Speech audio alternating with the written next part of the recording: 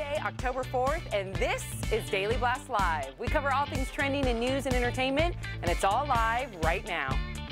It's only been days since the Las Vegas shootings occurred, and the stars are wondering when they should get back to their big shows on the Strip. We'll bring you the latest on this and the updates on the Las Vegas tragedy.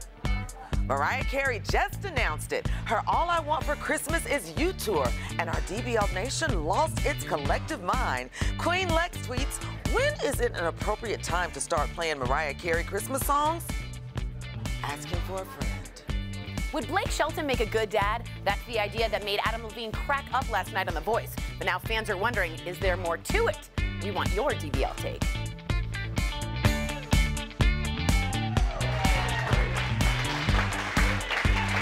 Welcome to Daily Blast Live. It's Wednesday, October 4th, and we are the only live show in daytime talking what you're talking right now. Just spend a little time with us. We're going to catch you up on all the breaking news and trending topics. Plus, we're live, so we want you to be a part of the show. That's right. Grab your phone, download the DBL app, and join the conversation because you're our other co-host. Let's get this thing started with the top 5 trending topics you want to know right now with my girl, Sam Shocker. Thank you so much, Erica Cobb. And that's right, we are live. I'm here with media maven Ebony Steele, everyone's favorite big brother, Jeff Schroeder, comedian Al Jackson, and I'm Sam Shocker. We want to welcome all of our viewers to Daily Blast Live. We're a trending news and entertainment show that is live and covers what is happening right now.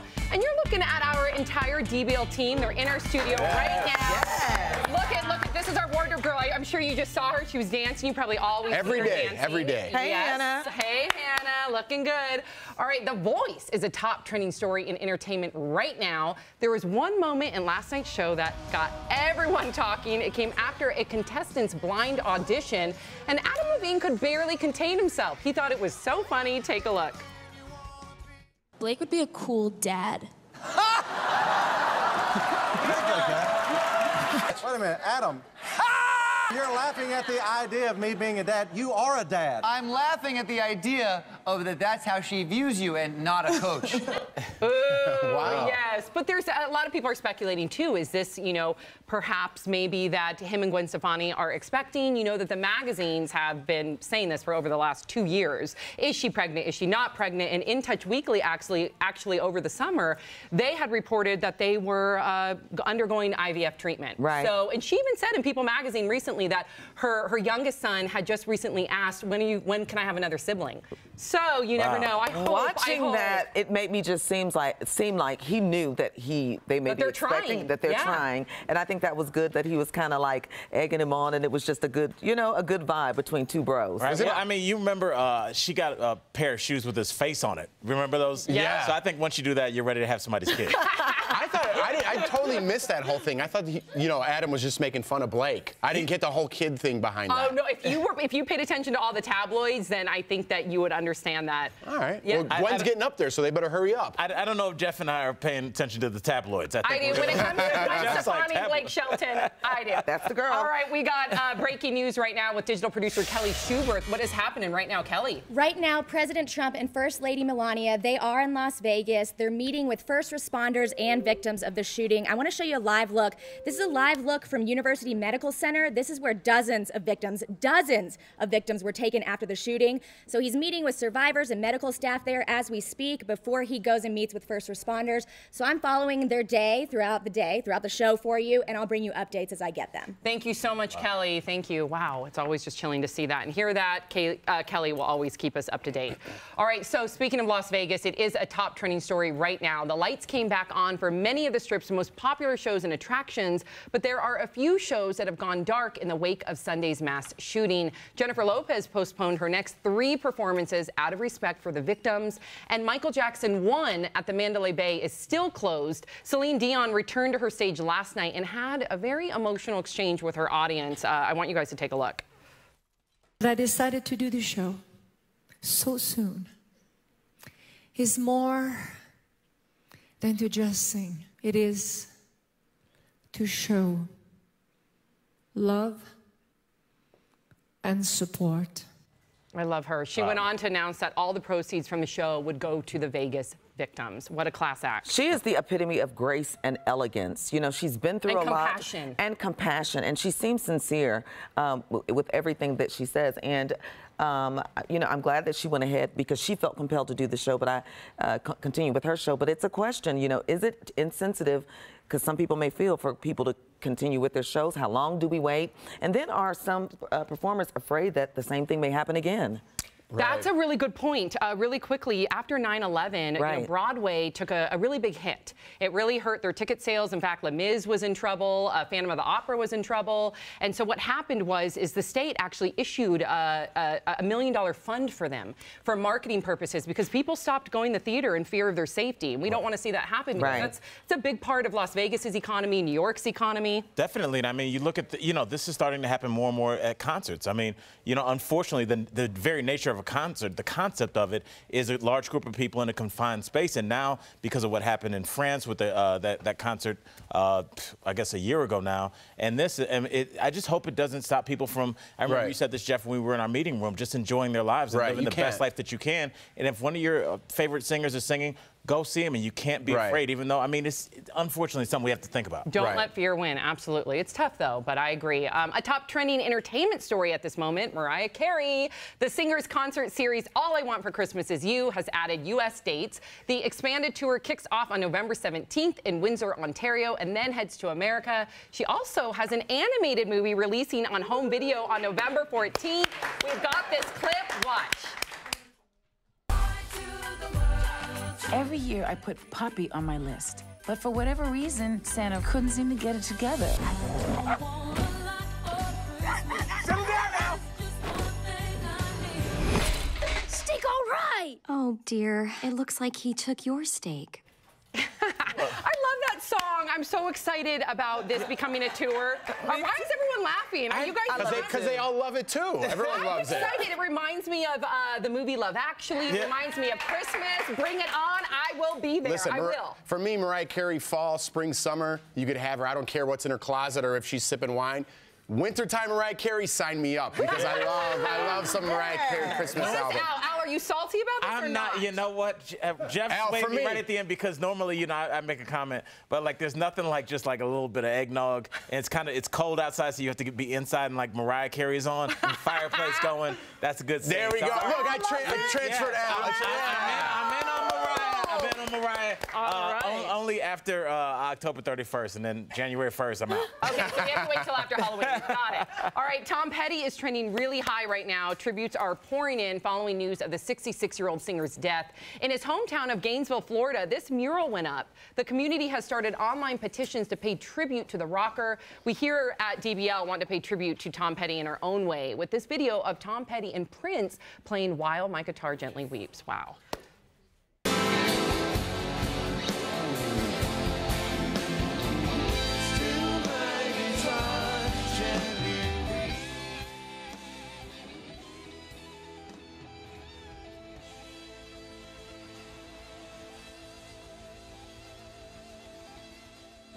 That was awesome. That was awesome.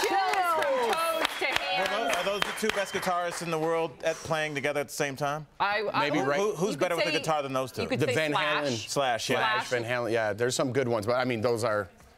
That is a great tribute. Yeah. Are we going to Tori Shulman? I think we are. Yeah, pop culture guru Tori Shulman. I mean, I'm not Prince, but come on. All right, sad news, guys. Some sad news for the fans of the hit show NCIS. Actress Polly Perrette just confirmed on Twitter that her lovable character Abby Shuto, who plays that gothic science genius, will be leaving the cast. The actress tweeted this. No, I do not have a skincare line, and no, my network and show are not mad at me. It was a decision made last year. I, for one, am upset. There'll be no characters left to do autopsies in pigtails and chokers. Back to you guys.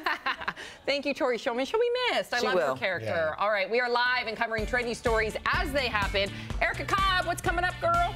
Sam, it's not even 2018 yet, and yet another celebrity has already announced that they want to run for president. So we're asking during our deep dive, is it appropriate for celebrities to run for president? Daily Blast Live is a one-of-a-kind show where you can select the topics we discuss by going to our app. That means downloading it so you have a say in what we talk about and play along with trivia. Search Daily Blast Live in the App Store or Google Play. We'll be right back.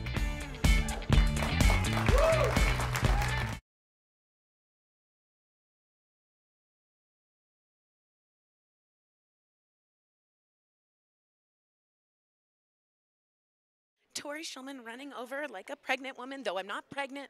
I just run like one. Who are we going to? Leo, Larry David, and we have, I think, Bernie Sanders. Yeah, so they actually just recently went on PBS's Find Your Roots together because Larry David did an impression of Bernie Sanders that was so shockingly similar that they had to figure out if they were related. And these two just figured it out that they are distant cousins. Yeah, they've been related this whole time, and they had no idea. I honestly think, though, if you go far enough back, I'm probably related to, like, this chair. Do you know what I mean? Or somebody. Or somebody. But, Leo, you and I are probably related. But that's really cool. Bernie Sanders, they do have the bald gene in, but they also have the funny old Jewish gene. All right, we're moving over to Angelica with the cool iPhone, I think? Yes. Did you pre-order the iPhone X? I didn't because I don't have $1,000 to throw away. Well, some bad news. This is trending right now on Brightwire. If you ordered it, it looks like they're backtracking even more. They were supposed to ship in November, and now it looks like that won't happen until December. Wow. So Christmas, guys, yeah, that's going to be an issue. Has any one of you going to iPhone? Have you thought about getting an iPhone for Christmas? What are your thoughts on there? Give us your hashtag DBL take on that. All right, we're moving over to Shakara. No, we're not. Brooke. She's just bringing it up right now. Ooh, it's something about costumes and period pieces. Yes. Do you love Downton Abbey? But of course. That was a French accent. It was a weird Pepe Le Pew. I apologize. Do you feel like the costumes give you life in that show? 100%. Well, you know what? They're actually doing some good. They're opening a new exhibit, actually. It's a museum with all the costumes, and they think it might help St. Augustine, Florida. It was hit by the hurricanes, and they think that this new exhibit will draw people to the area, so that's super exciting. Wow, so so it's in Florida. I say you get down with the Downton Abbey exhibit, give some money back, go see some great costumes. Remember, they transferred from that corset, which I am obviously wearing, to like a more 1920s flapper. She, the main girl cut her hair. She kind of went more flapper, more mod, more beading. Tell us if you love Downton Abbey. If not, what's your favorite period piece TV? We'll see you soon.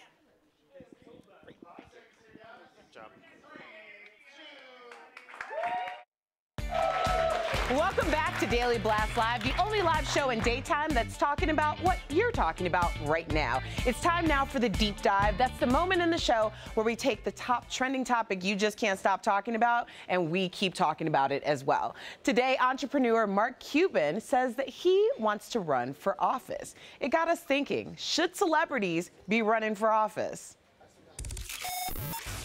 Entrepreneur Mark Cuban shocked listeners when he told podcaster and former Congressman Bakari Sellers he's considering a big job change. Mark, are you considering running for president of the United States? Yes. Considering yes. Ready to commit to it, no. He's not the first celebrity already talking about the 2020 elections. Add to the list Oprah Winfrey, Dwayne "The Rock" Johnson, comedian Chris Rock, Kanye West, and even Kid Rock, who have all been rumored to want to jump onto the campaign trail. Should celebrities run for office? What's your DBL take? Okay, thanks, Erica Cobb. I'm here with my co-hosts Jeff, Ebony, and Al, and it's time for the deep dive. Mark Cuban is one of many celebrities considering a run for office. So can celebrities be successful in the politics game? We want to know what you think. Go to the DBL app and vote. Let's take a listen to what Mark Cuban has to say. Mark, are you considering running for president of the United States? Yes. Considering yes. Ready to commit to it, no. If I can come up with solutions that I think people can get behind and truly solve problems, then it makes perfect sense for me to run. Al, I feel like you're about ready to jump out of your seat. Please, what's going on? Well, you know, I'm a huge hoops fan, so therefore I like the idea of Mark Cuban running. But I will say he's different than most celebrities in that he was in business first. I think he was a Yahoo CEO. He's come up with a lot of different apps. He took the Dallas Mavericks that were a joke of a franchise, made them a championship team. So, I mean, he does have a background in business, and we do need that in this country. So right. He has a little bit more experience in that. And he's also been very vocal politically on his Twitter account. So this is somebody that is outspoken and very ingrained in politics day to day. But is that enough? Do you guys I like Mark Cuban, but I think right now we're learning a lot about celebrities in politics right now. I think people at home, they want to think they know celebrities. I know this guy. He's a good guy. Listen, there's PR firms, there's different things that do. Your favorite celebrity probably isn't who you think they are. So when they come into office, they're probably not going to be the person you thought they were. So I don't know. I'm a little skeptical. Do you want a celebrity? I mean, we've had what? We had Clint Eastwood as the mayor in Carmel. We've seen Arnold Schwarzenegger as the governor, Ronald Reagan as the president, Al Franken.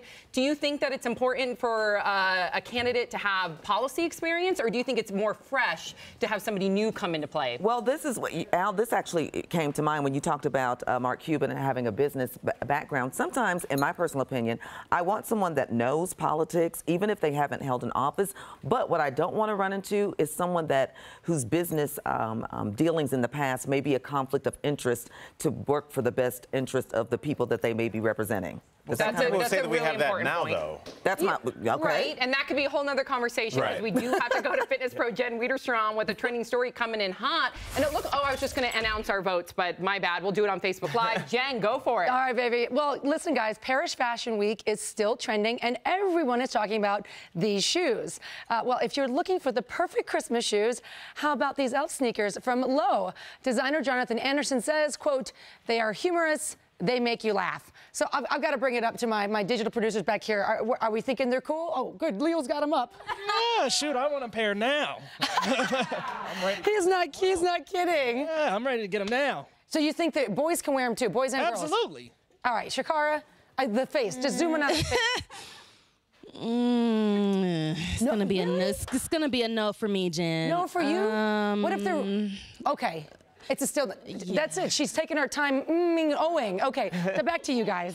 All right. Thank you so much, Jen. And just a moment ago, you guys went to the DBL app and you guys voted whether you wanted Oprah Winfrey or Mark Cuban for president, and it looked like Oprah Winfrey won that. So a lot of you all are getting ready for Halloween. We want to know, how old is too old to go trick-or-treating? It's a topic being discussed right now in homes across America. Next, we go for the gold with our LA correspondent, Tracy Gold.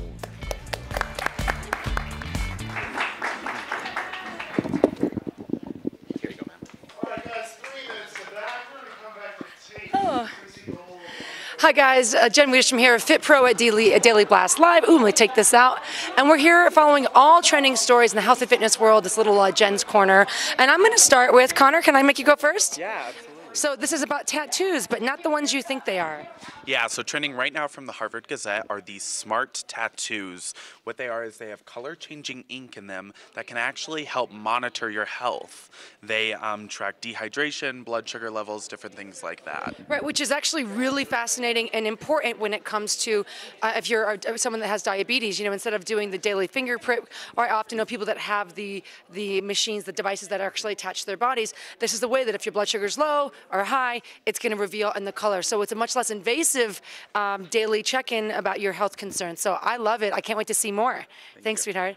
Uh-oh, I see vodka, and it's Kelly. This is going to be interesting. Yes, it is interesting. So this story is coming from Newsweek, and it's saying that vodka may be healthier than wine. And this is kind of a divisive issue because for years people have said that red wine has heart health benefits and all that. But they're actually saying that clear alcohol, such as vodka, is actually more beneficial and for heart health, for calories, and yeah, it's pretty interesting. So I looked into the study as well, and I do have to wrap over here, but what's interesting is that the study did show the wine and the vodka both had the same heart health benefits, like Kelly said, but the reality is if you're someone that has a goal in mind, you'd have to drink a lot of that wine to get enough great for the antioxidant benefit. But the difference is with the vodka, you don't have the carbohydrates, you don't have the sugar, which A, means less hangover, and B, less in your body to deal with the next day. So something to keep in mind if you got a goal in mind. Do I have to buzz off over here? No, I think you actually want to read these, the results that we promised. Oh, amazing. Yes, yes, yes. And we did want to give you the results. This is who they'd want to run for office. 55% of our DBL nation said Oprah would win, and 45% said Mark Cuban. So actually kind of a close to an even split. I thought it would have been more drastic. So we're listening to you. I do have time for one more story. Oh, I actually love this. This is from Men's Health. It's a great article about fats, proteins, food, and carbohydrates as well. Right. Yeah, so this is an article trending on menshealth.com, and it's just a global study asking what's better for you with the balance, carbs, proteins, fats, and it's always changing. You probably know that. Right. Well, we always hear fats are better. No, carbs are better. No, neither are better. Do this cleanse. And this is why I love Men's Health, because they provide great information. The reality is it's not about fats or carbs. It's about eating enough. Get enough nutrients in, you're going to be better off. Yeah, I could see him.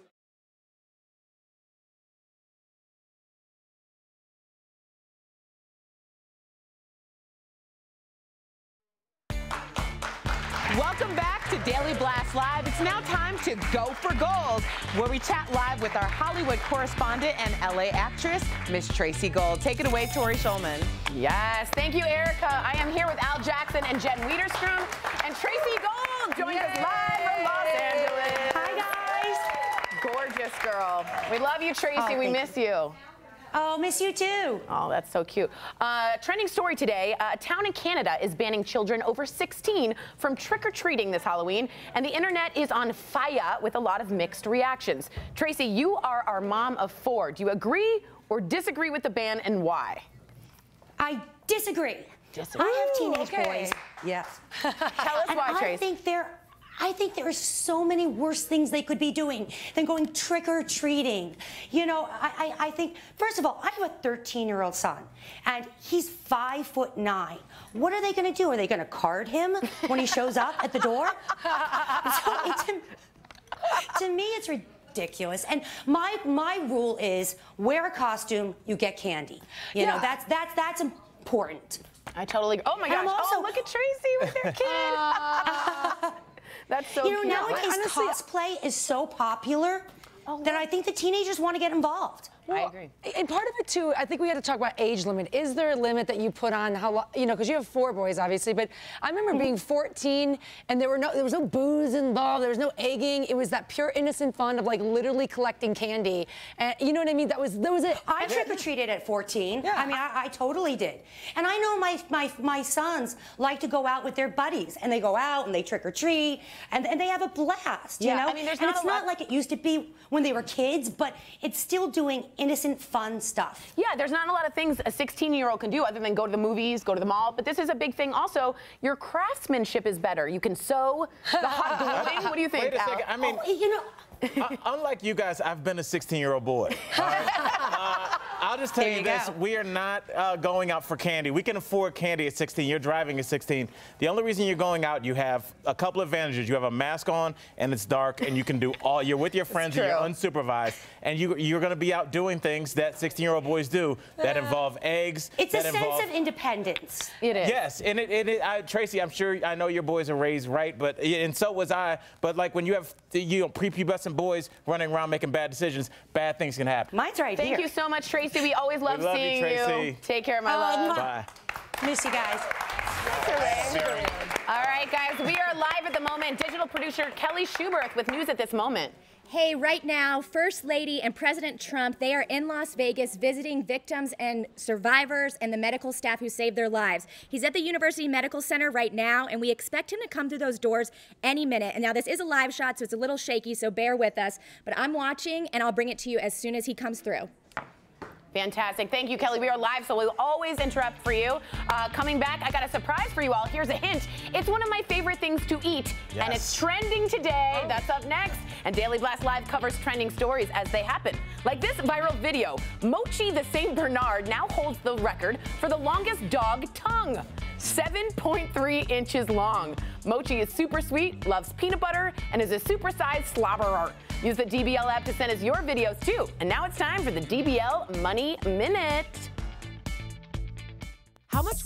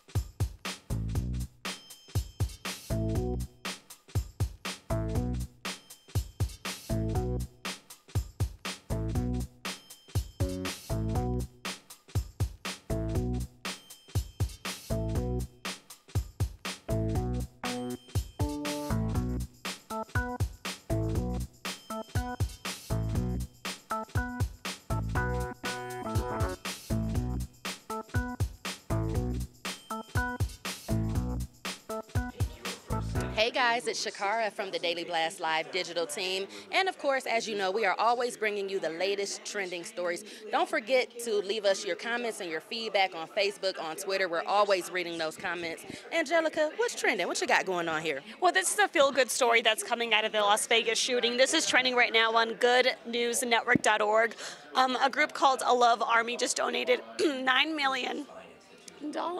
Excuse her. She's so choked up by this act of giving. To the Las Vegas Heroes Fund. And they did that in just 2 days.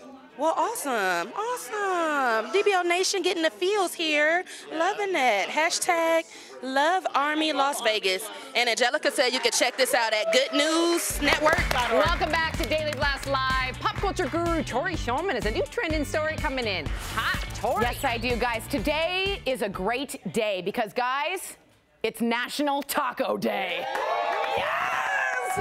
So forget about Tuesdays. We want you to eat tacos every day. There are awesome deals all around town, the country. So go to your favorite local taqueria. We are celebrating here at DBL. Cue the music. Cue the tacos!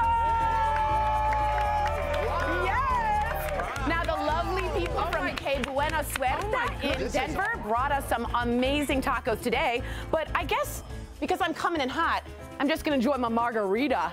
Cheers! Oh. We got margaritas in the house. This is everything. I just stole Al's margarita. That is cheers, guys. This is a great surprise. I will cheers with my taco. I'm loving this. I didn't get a margarita. And that is a real margarita with real tequila in it. It's about to get wild in here, let me tell you. I love it. Rena, thank you. Thank you. Cheers at home. Go get your tacos on. Yes. Taco all Wednesday. Right.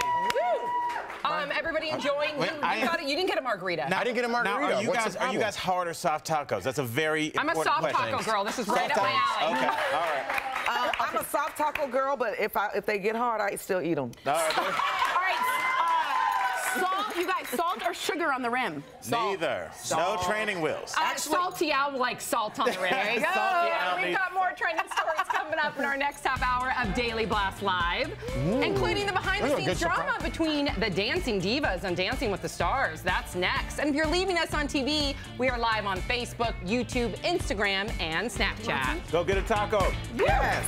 Yes.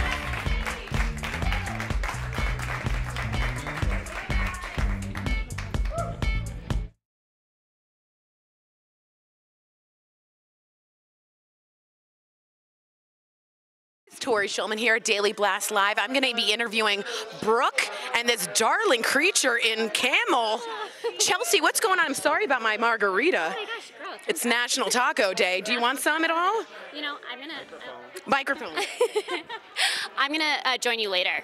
I like it. It's 5 o'clock somewhere. So what's going on, Miss Chelsea? Yeah, so Que Buena Suerte is a new restaurant over in the Platt Park neighborhood on South Pearl Street. They are celebrating National Taco Day with buy one, get one tacos all day today. So exciting. I know it. The restaurant is open at 4 o'clock this afternoon till 10, but they're also offering happy hour specials from 4 to 7, so don't miss it. That's so say the name of it one more time. Que Buena Suerte. Que Buena Suerte? Yes, you can check them out at kbsuerte.com. Oh my God. They gave us these tacos. Big ups to them. Cheers, cheers to Que Buena Suerte. I'm saying it very not right, but I'm trying. Yeah, I think it's One more margarita, I'll say it beautifully. Honestly, that was so kind of you guys, and trust me. What's that? How good are they? Oh my God, not only is the margarita's great, the tacos are fantastic. And you know what's hard? I'm from LA, and tacos can be a hit or miss. Que Buena Suerte. You're a hit. You're a big hit. Ole, nailed it. Thank you guys so much. Of course, Chelsea, yeah. thank you Thank so you for much. having us. Absolutely. Cheers, guys. Go get your tacos on. Super cute. Thank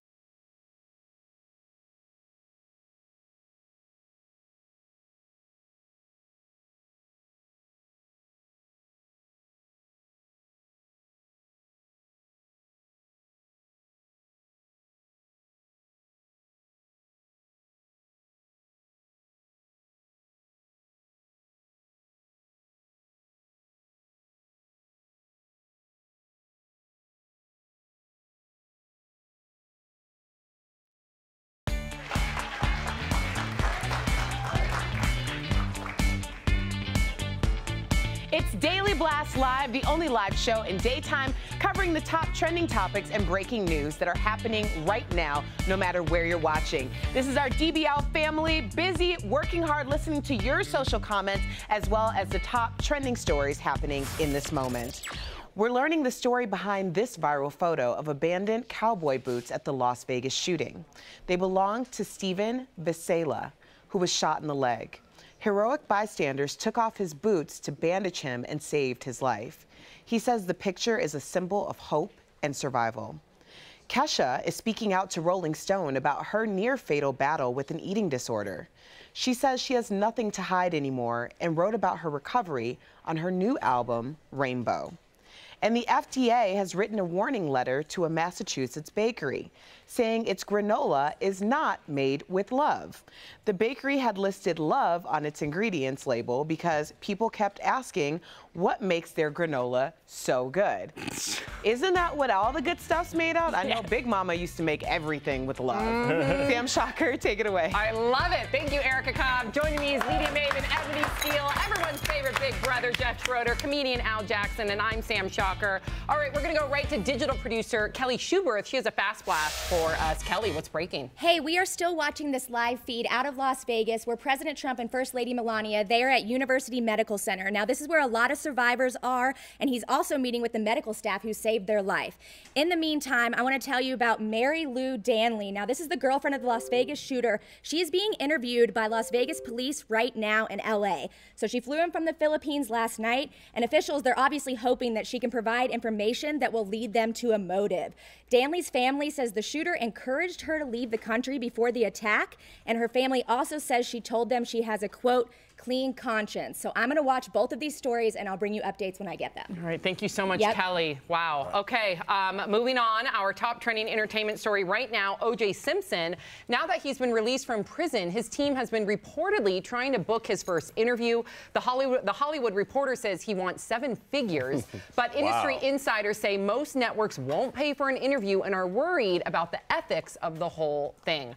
Yeah, you said wow, Al, but what about if that money would have gone, will go to Nicole Brown, it will, right. And the Goldman family, because he still owes them a huge amount of money. Is it 33 million? It's from the civil case. It's up there. I mean, that does change things. I do want them to get paid. I mean, obviously, they can never bring their daughter back, but, you know, finances do help. I just wonder with this, you know, the network that does pick it up, if this does like an 8 or something, I mean, will the other networks regret it? I mean, this is television, and people's job is to put on what people want to see, and people are going to watch this. Well, it said ethics of the whole thing for networks. When did networks start becoming conscious of things like this? Right. Listen, if it makes money, the networks are putting it on TV. Right. Unfortunately, that's what's going to happen. Well, let me ask you guys this. Would you be interested in watching it? If a network aired an interview with OJ, would you guys? I would watch it. Absolutely. I would watch it. I would, yeah. Right. I'm fascinated by his whole persona, even though I'm not a fan.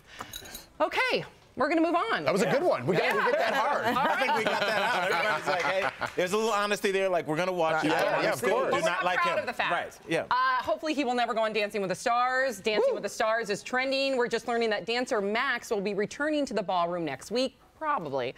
The Pro is partnered with Vanessa Lachey, but on Monday he was a no-show for their performance. Reportedly, the two are fighting behind the scenes, and Max refused to dance with her. Now he's tweeting that he can't wait to get back to the ballroom with Vanessa. Now, Max has clashed with other celebs in the past, right? So Kirstie Alley, remember, his dance partner then, also Hope Solo. Also, one of the judges, his name, I had it written down. Oh, Len. He had a whole thing with Len a couple years ago where Len gave him a low score with Hope Solo, and he said to Len, I think it's time for you to retire, in a very disrespectful tone. And he got a lot of people on social media were really critical of him and thought that showed his true colors. Well, right after Hope Solo, he said in an interview that Hope Solo is the only person, past, present, or future, that I could have never met in my life.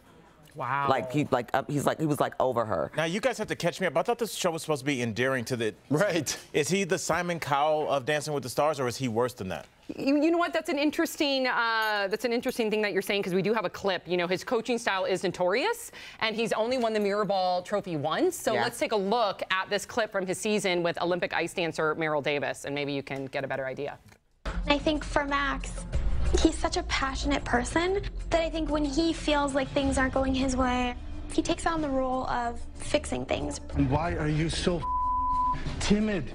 I And I think that's a role that entails a lot of pressure. 3, 4, and 5. Sorry. Sorry. Sorry. Wow. So what do you think? Is Mac's style too tough, or is that just how you coach for success? Hit us up on the DBL app and vote now. It's one thing to be tough. It's another thing to like create this toxic environment that you don't even want to be there. They're with stars. They're not Olympic dancers. Yeah. You know what I mean? Like lighten up a little bit. This guy's like Bella Caroli style, like, you know, getting them in shape. But I mean, how bad do you really want to win this thing? You know what I mean? And very, very bad. Like sometimes the celebrities are there to be celebrities and get their names back out there. But these professional dancers, they want that mirror ball trophy. They take it very seriously. And some people's approach to learning, and like I think, like if you think about people in the Russian ballet and his background, that's for some people that works, and he wants to win. It certainly isn't motivating, though, his dance partners. Buddy. Let's take a look at the vote. It looks like, if we could bring it back up, I think it was 67%. 67% said that it's fair. That's what it is. 56%. Ooh, all right. Wow, tough on those celebrities. Nation. All right, moving on. Ryan Gosling is trending because when isn't the Goss trending? He was on Jimmy Kimmel last night and told this story about his 1-year-old daughter's first time visiting New York City. Check it out. I said, you know, sweetheart, welcome to New York. And 2 cars went smash.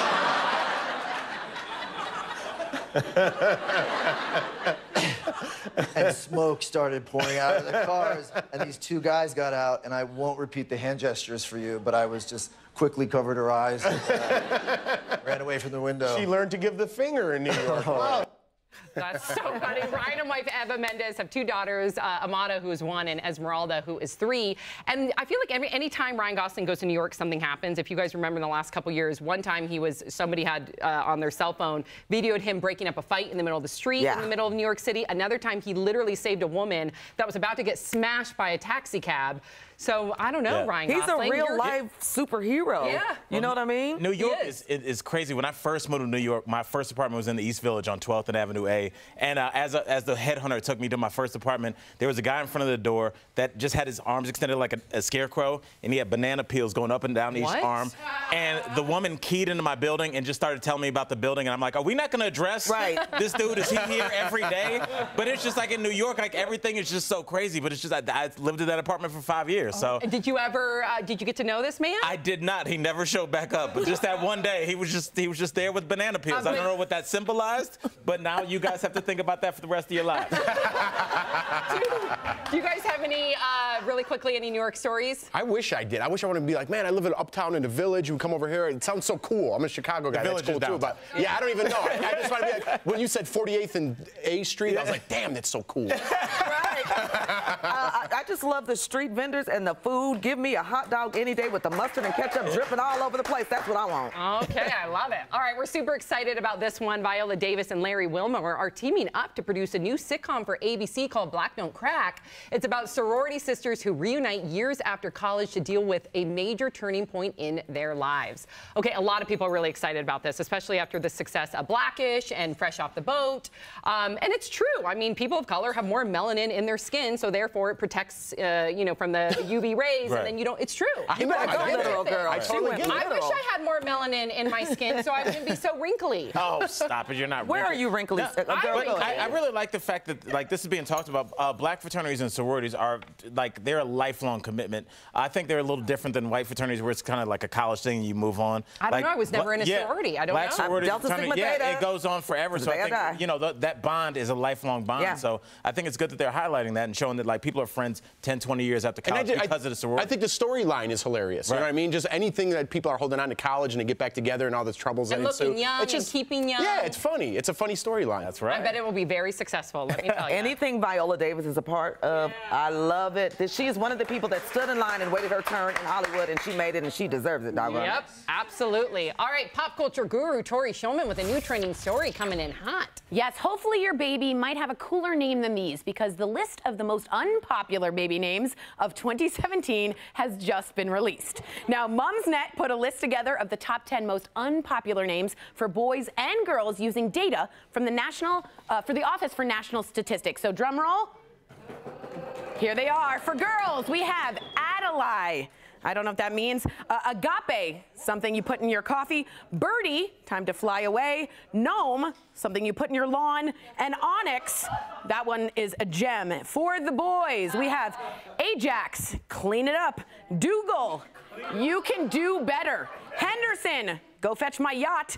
Jules, my butler. And Marvelous, oh, and also Jeff. It's weird that that was on there. So weird. Back to you guys. Man, I just saw the list and I was like, thank God Lawson's not on there. And then I got zinged anyway. I'm glad Sophie. By the way, Tori, I really enjoyed your stupid jokes after each one you said. That was not needed. Thank you. We're live and covering I can't fire back. as they happen. No, you can't. Erica Cobb, the DBL Nation. Oh, yeah, just break it up down there. Break it up. All right, we have viral videos coming in like this troupe that combines ballet with hip-hop. And they were live at Paris Fashion Week. Hip-hop ballerinas opened the Montclair fashion show with grace, style, and a whole lot of attitude. The designer's spring collection is inspired by dance. So the Hip-Lay troupe from Chicago was invited to rock the runway. And up next, the upcoming Peter Rabbit remake is ruffling feathers. People are up in arms about the movie, and Al sounds off on the controversy.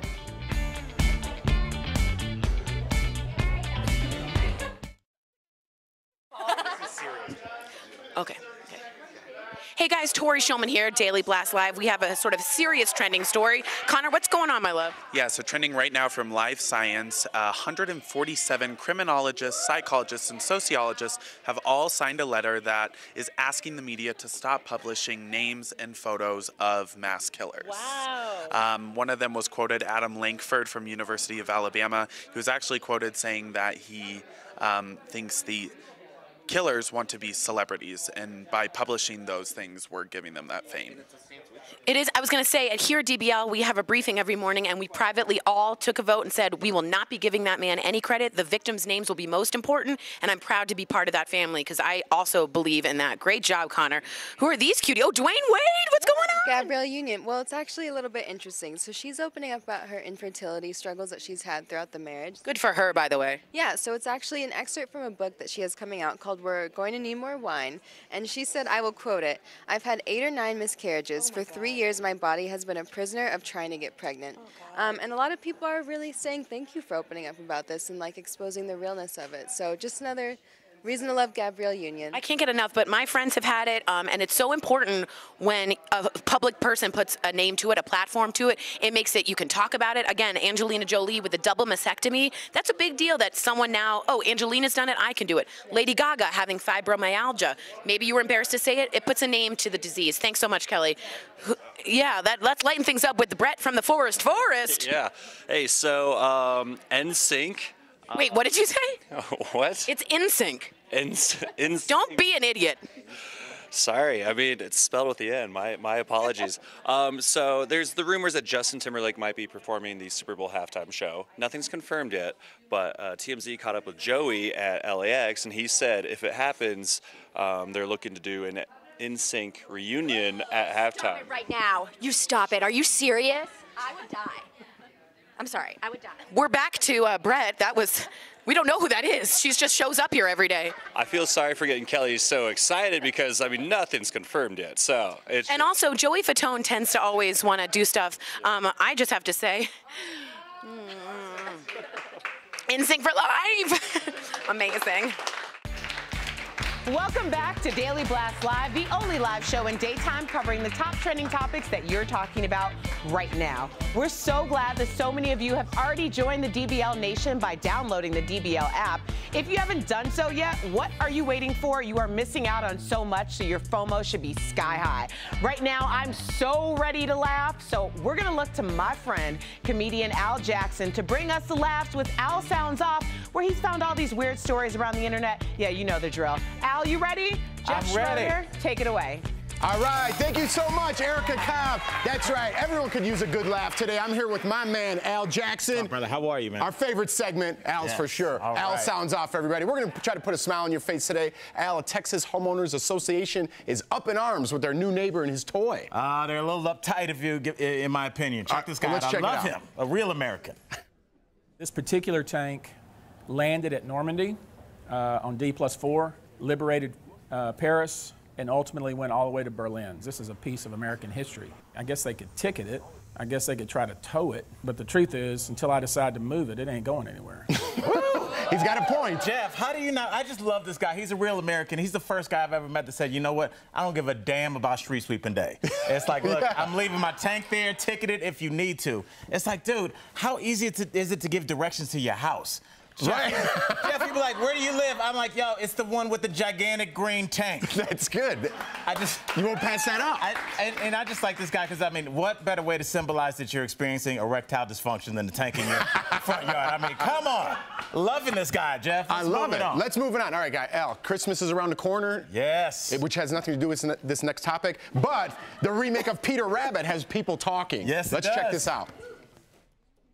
Once upon a time, in a beautiful wood, there lived a rabbit named Peter with a blue jacket. Sorry! And no pants. A little different than the rabbit we know. It's from 1902. I just want to tell all the ladies, this is going to be your second favorite rabbit. I'm talking about Bugs Bunny. Where's your mind going? Wow. I just love this movie because it's like, if you're an adult, you're like, I want to show Wolf of Wall Street to my kid, but he's only 5. How about I put this movie on? And I like it because everybody's like, oh, it shows a fake life. It's like, look, man, he throws parties and it's like, oh, it's just nothing but fake friends coming over. I'm like, fake friends are the best. Absolutely. They come over, they eat your food, drink your booze, but they never ask you to help them move. So I'm all down with this. Keep going, Peter Rabbit. Let's get to the last one. All right, let's get to the last one. Dance Moms, Al. I don't know if you watched it last night. They're ready to throw down. They're ready to throw down. Yes. Let's watch. I don't know who Christy thinks she is right now, but I'm not gonna bow down to anybody. Talent, get the prevails. Talent prevails. You're so sorry you said that? Really? Talent prevails. Bitch, switch. Yeah, it does. You won. And you know what? You won. Wow. That was serious. Is there any better TV than white women drunk in the middle of the day? She's saying talent prevails. Talent prevails. I think the martinis prevailed this one. Dance Moms, listen, the show started with about your daughters dancing, and now it's just you guys day drinking. And now it's my favorite show. I'm loving Dance Moms. That's it, I'm out. All right, that's Al Jackson, everybody. And that's Al Sounds Off. Do we have something with Raquel coming in? No, all right. More Daily Blast Live ahead. Erica, what is coming up? Oh, we have this really awesome man that we're going to meet. This guy is actually getting kids excited about learning. He's a teacher from Milwaukee, and he's a rapping math teacher on top of that, who's dropping some serious bars and knowledge. That's next. And check out this viral video. A toddler is in tears after getting scolded. So her dog, Meatball, tries his best to comfort her. Oh, Meatball.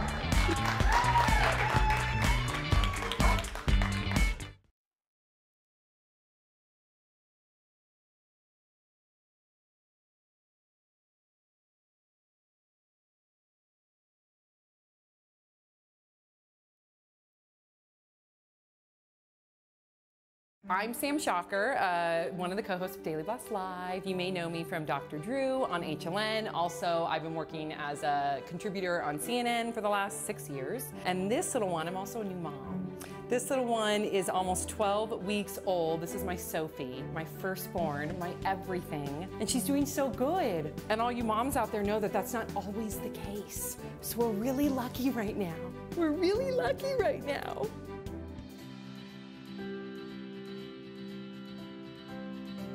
I was born Ebony Florece McGee, named after my grandmother. And she went to John Powers Modeling School in New York in the early 60s when people they still don't know how she got through what. So she learned etiquette and what they called charm back in the day, brought it back to Birmingham. And for a period of about 8 to 10 years, Black women in the 60s could not be tellers at banks unless they went through my grandmother's modeling and charm school.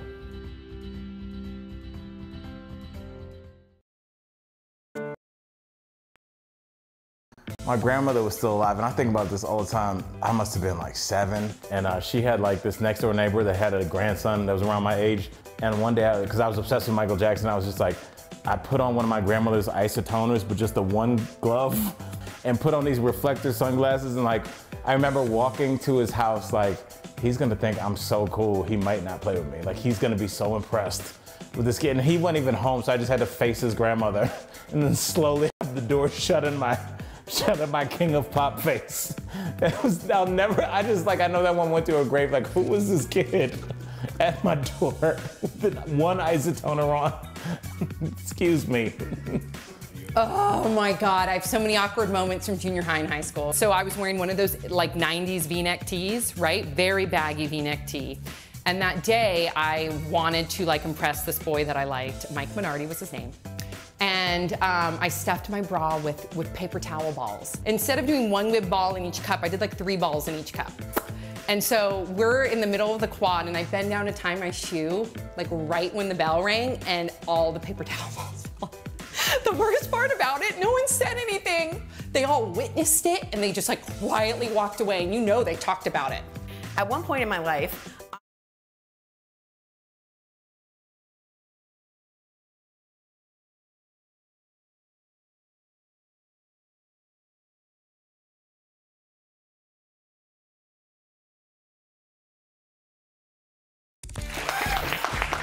Welcome back to Daily Blast Live. It's time now for the Extra Shot. It's the story that you found so uplifting and made you smile that you asked for another round. Today we meet a math teacher from Milwaukee who's getting his students super excited about learning in a non-traditional way. Check this out.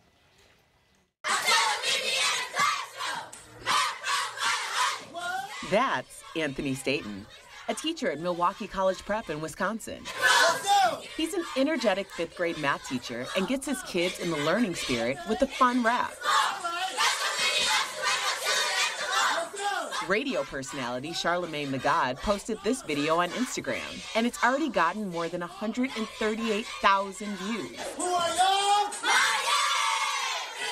Staten says he does the math rap with his scholars several times a week. The lyrics include equations and formulas to help his scholars perform better in the classroom. Yes, Anthony Staten and his scholars are live with us right now from Milwaukee. Hello. Hi, how are you? We're doing wonderful now that you're here. So, Anthony, let me open it up and tell us what inspired you as a teacher to create a math rap. So my big belief is that the best way to get a kid to learn is to attack their interest. Nowadays, kids love music. So I figured the best way to get my kids to learn is to attach music. When I was a kid, math was a kind of a struggle for me. So I see the same thing with my kids today. So I figured the best way to get them to learn is to attach music to it, because that's what they listen to. I mean, we have kids listening to Future, Cardi B. So why not take those beats and infuse it into education? So that way they're singing more positive lyrics versus the actual lyrics that we actually hear. Anthony, I wanted to ask you, how long does it take the kids to learn that, and can we get a little sample? Yes. So our kids, their memory is phenomenal. Like, they have me beat by 10. I can teach them a rap on Monday, and it's perfected by Tuesday, Wednesday, the latest. All right, and Anthony, we also have on our panel Al Jackson, who is a former school teacher. And Al, have you ever, or how do you think, how would you rate this in something that you might have been put in? Anthony, I just wanted to say I'm so impressed by you. I taught middle school science for 5 years in Miami-Dade County. Thank you. And that all goes to Anthony. I just you know, teaching science, it was, you know, some kids, I learned very quickly, some kids are auditory learners, some kids are visual learners. I used to let my kids make up raps about the 4 chambers of the heart and things like that, and just understand that, like, once they're doing something they're interested in, you know, they absorb it like sponges. So I just want to say you are a true inspiration. We really love you, man. Thank you so much. Thank you. That means a lot. Thank you. Anthony, can your kids take us out on a rap? Because we're going to go to commercial break. We're actually going to go to Jen Widerstrom. But yeah, let's hear them rap real quick. Ready to take them out? Yeah!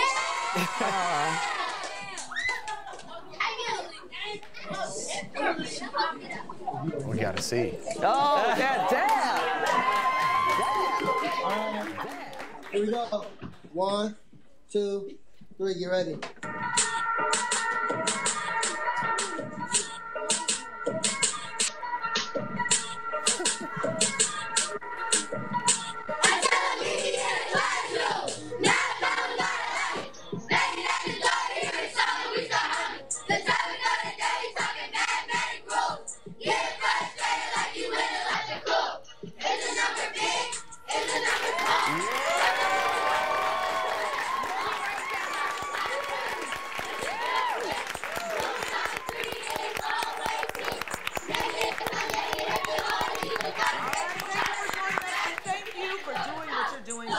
Promotional consideration is brought.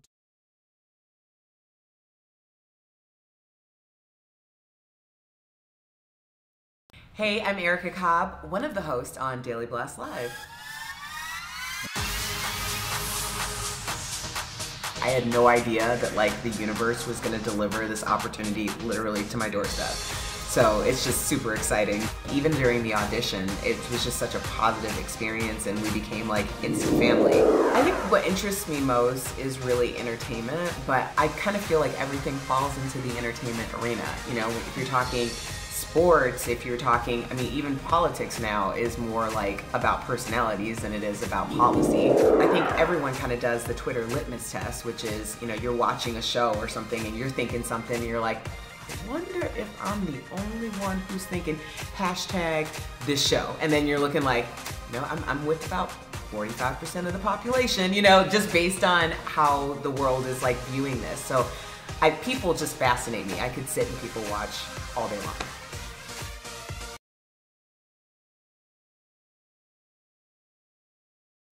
I am Tori Schulman, and I am a host on the new Daily. Welcome back to Daily Blast Live. All right, I'm going to go right to Kelly Schuberth. We have a Fast Blast with Kelly. The president is in Las Vegas right now, and he is speaking at University Medical Center with doctors and survivors. So, guys, are we able to listen in? Yep, we're going to listen in real quick. I can tell you it's a very sick man. He was a very demented person. We haven't seen that yet. Sick man, you will know. Demented person. Find something. We haven't seen that yet, but I'm actually going over to the police department. Likewise, they're looking very, very hard. I'm actually going. That they were able to locate that zone and get in there. They say 11 minutes. Whatever it was, it kept him busy, and he stopped firing because he knew they were coming into that door at some point. I think they did. All right, guys, we're going to continue following this, and I'll bring you updates on Facebook and YouTube as I get them, but back to you guys. Thank you so much, Kelly. All right, follow us on Facebook and YouTube. Yes. Let's keep the conversation going.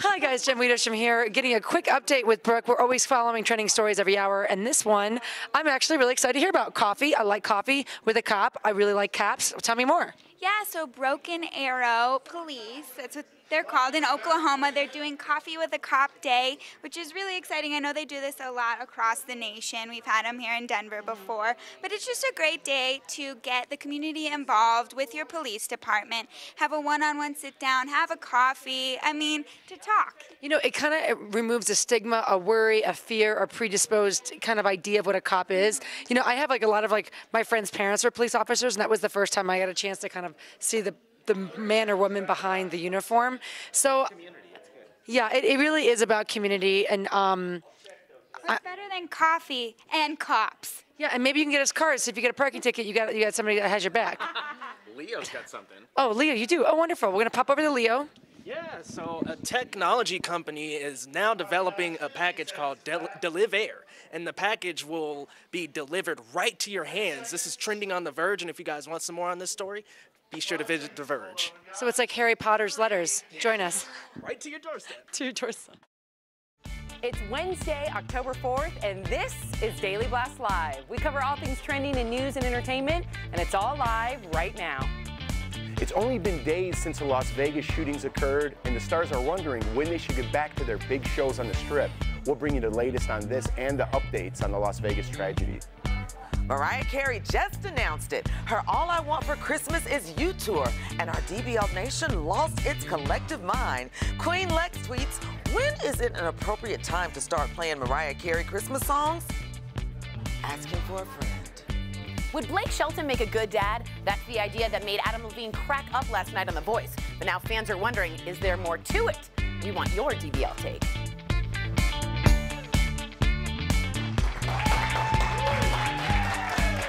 Welcome to Daily Blast Live. It's Wednesday, October 4th, and we are the only live show in daytime talking about what you're talking about right now. Just spend a little time with us, and we're going to catch you up on all the breaking news and trending topics. Plus, we're live, and we want to hear from you. So grab your phone, download the DBL app, and join the conversation.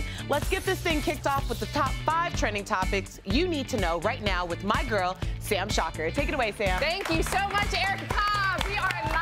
I'm here with media maven Ebony Steele, everyone's favorite Big Brother Jeff Schroeder, and comedian Al Jackson. I'm Sam Shocker, and we want to welcome all of our viewers to Daily Blast Live. We're a trending news and entertainment show that is live and covers news that is happening right now. Our entire DBL team is in our studio ready to cover news the moment it breaks.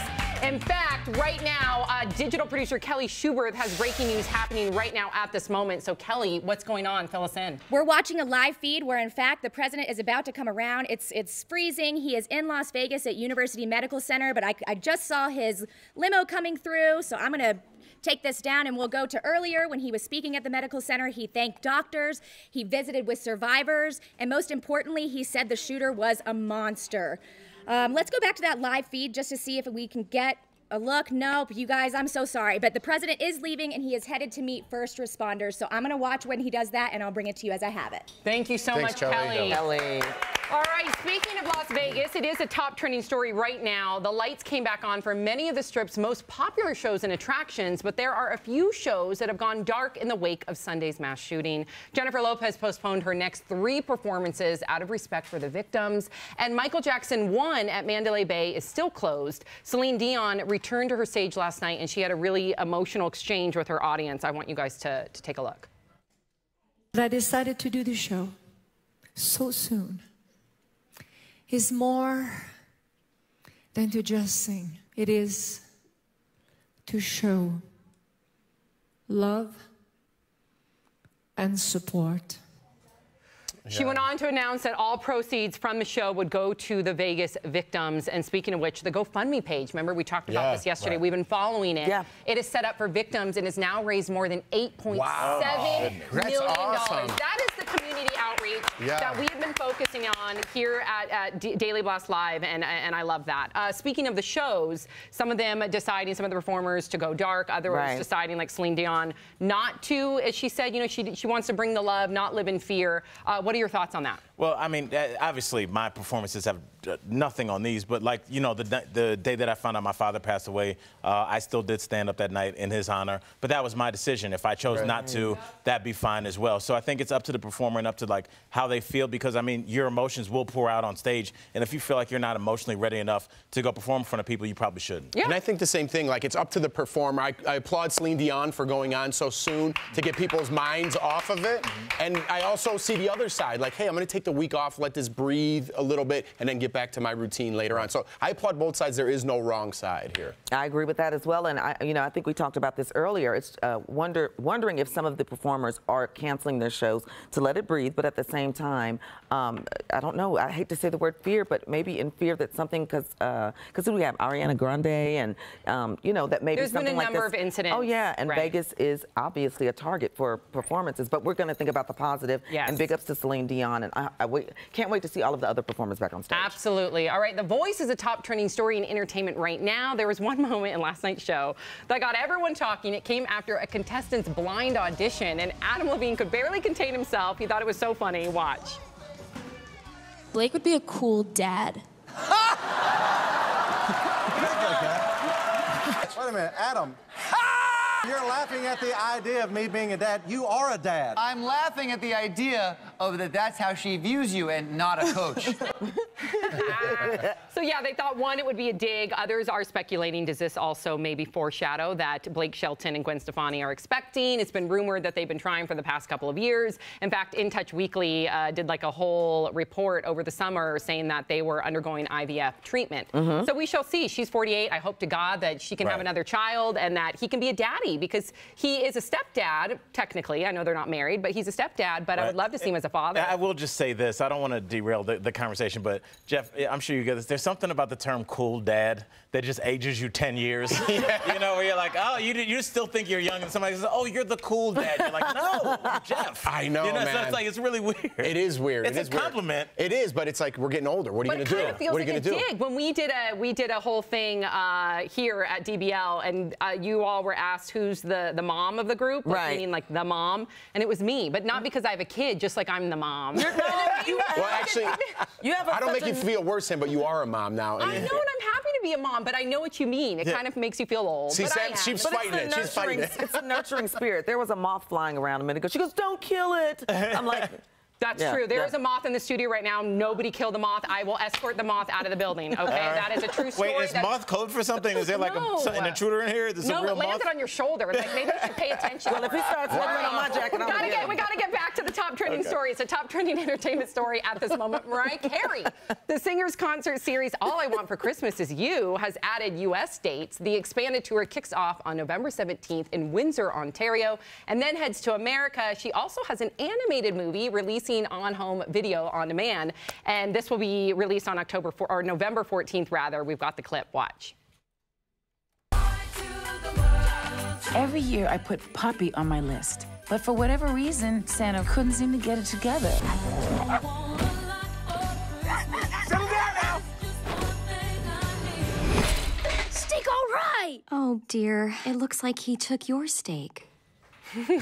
Listen, I gotta say, so I don't want to see Mariah in her nightgown showing me her closet, drinking wine in fall, in spring, in summer, but give me some wintertime Mariah Carey. I'll take it all day long. It is a good song. It reminds me of Love Actually, one of my favorite movies, and it does put you in the Christmas spirit, that song. I think I want to hear that song, but I don't know if I want to watch that movie. Oh. You know, like, because it's like a little salty Al coming out. I love it. It's not even salty Al, but you know I'm telling you guys are gonna have to see, because I remember being a young person, there'd be like an Alvin and Chipmunks movie, and I'm like, who has to watch this nonsense? And then when you're a parent, you're like, oh, I do. Listen, I'm going to make a promise to our audience. It's early October. I'm going to get Al on the Christmas train. Yeah. Trust me. Trust me. I'm down with that. I'm down with that. Or is Al going to turn from salty Al to the Grinch? No. But, you know, I think about, and we kind of forgot about this. I wonder, I'm not going to say Mariah Carey needs money, but she's taking on other projects. What ever happened to that billionaire fiance she had? Ooh. You know what I'm saying? Does she need this money? Or, well, I said she didn't, but it makes me wonder. Fine. Yeah, but maybe the DBL Nation knows some of that tea. Let us know, DBL Nation. Let me know. Yeah, Ebony wants in on that. All right, this next story has a lot of people super excited. Kate Winslet and James Cameron are reuniting on his next big project. The two have some history. He helped launch her career with Titanic. Yes, just a little movie. And now Deadline is reporting that Kate has signed on for a starring role in his Avatar franchise, which began filming last month. They're filming 4 back-to-back Avatars. Wow. It's $1 billion budget. I love Pandora, the world that they live in. Right. I want to visit Pandora. I thought it was great what James Cameron said. He goes, we've been waiting 20 years to find something to work on together. Right. And he's like, hey, Kate, I got this series that's going to go on for 4 movies in a row. It's made over $1 billion. You want in? Sure. Sure, James. Sure. Like, yeah, I'm not doing anything right now. Yeah, I like that you created that whole conversation. Oh, I totally did. I'm like, what? I mean, they've been waiting 20 years. Kate Winslet's like, hello, hello, hello. Sam just made me feel really bad because you were like, I want to go to Pandora, and I was like, I want to take you there, but I can't. You came to Disney World in Florida. Let's go. Yeah, that's true. I'm down. Yeah, hey, Maureen, maybe we could do a little DBL at Disney World, Florida? Yay! She said done! Okay, I got way too excited for that. Pop culture guru Tori Schulman with a new trending story coming in hot. Disney World! Maureen said it! Yay! Okay, sad news. Let's take it down a notch for the fans of the hit show NCIS. Actress Polly Perrette just confirmed on Twitter that her lovable character Abby Shuto, who plays the gothic science genius, will be leaving the cast. The actress tweeted the following: "No, I don't have a skincare line, and no, my network and show are not mad at me. It was a decision made last year. I, for one, am upset there'll be no characters left to do autopsies In pigtails and chokers. Back to you guys. All right, thank you, Tori. And something tells me that we might could find you one day in the choker and pigtails. But we are live and covering trending stories as they happen. My girl Erica Cobb, what's coming up? Well, Ebony, it's not even 2018 yet, and yet another celebrity has already announced his White House ambitions. It has us wondering during the deep dive, should celebrities be running for office? We want you to join the conversation by downloading the DBL app, and the way to do that is either through Google Play or your app store. Just search Daily Blast Live. We want to hear from you. You are our co-host at home. Think of yourself as our at-home correspondent. We like it that way. We'll be right back.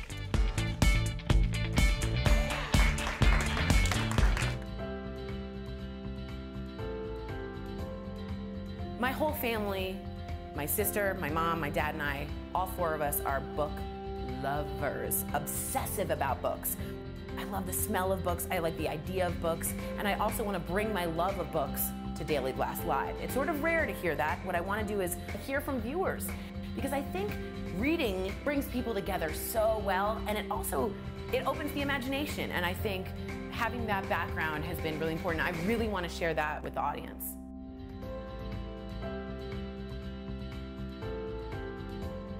Decided to go to graduate school. I got into graduate school at Barry University, and from there I was going to take a year off and start applying to medical schools.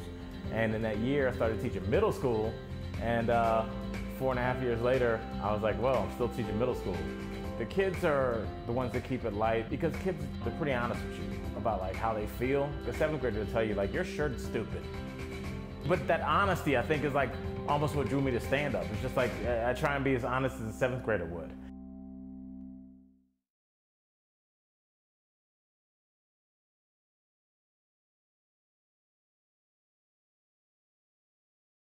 I'm Jen Widerstrom, one of the co-hosts of now Daily Blast Live. It's pretty much a team effort. You know, moving for Daily Blast, it's been going through everything. It's the, why do I have 9 pairs of that sock? It was actually much more of an emotional process than I thought it would be as well. So now that the fairy tale of this amazing move has gone by, I'm actually living here in Denver, and Hank, my dog's really happy. It's much cooler here.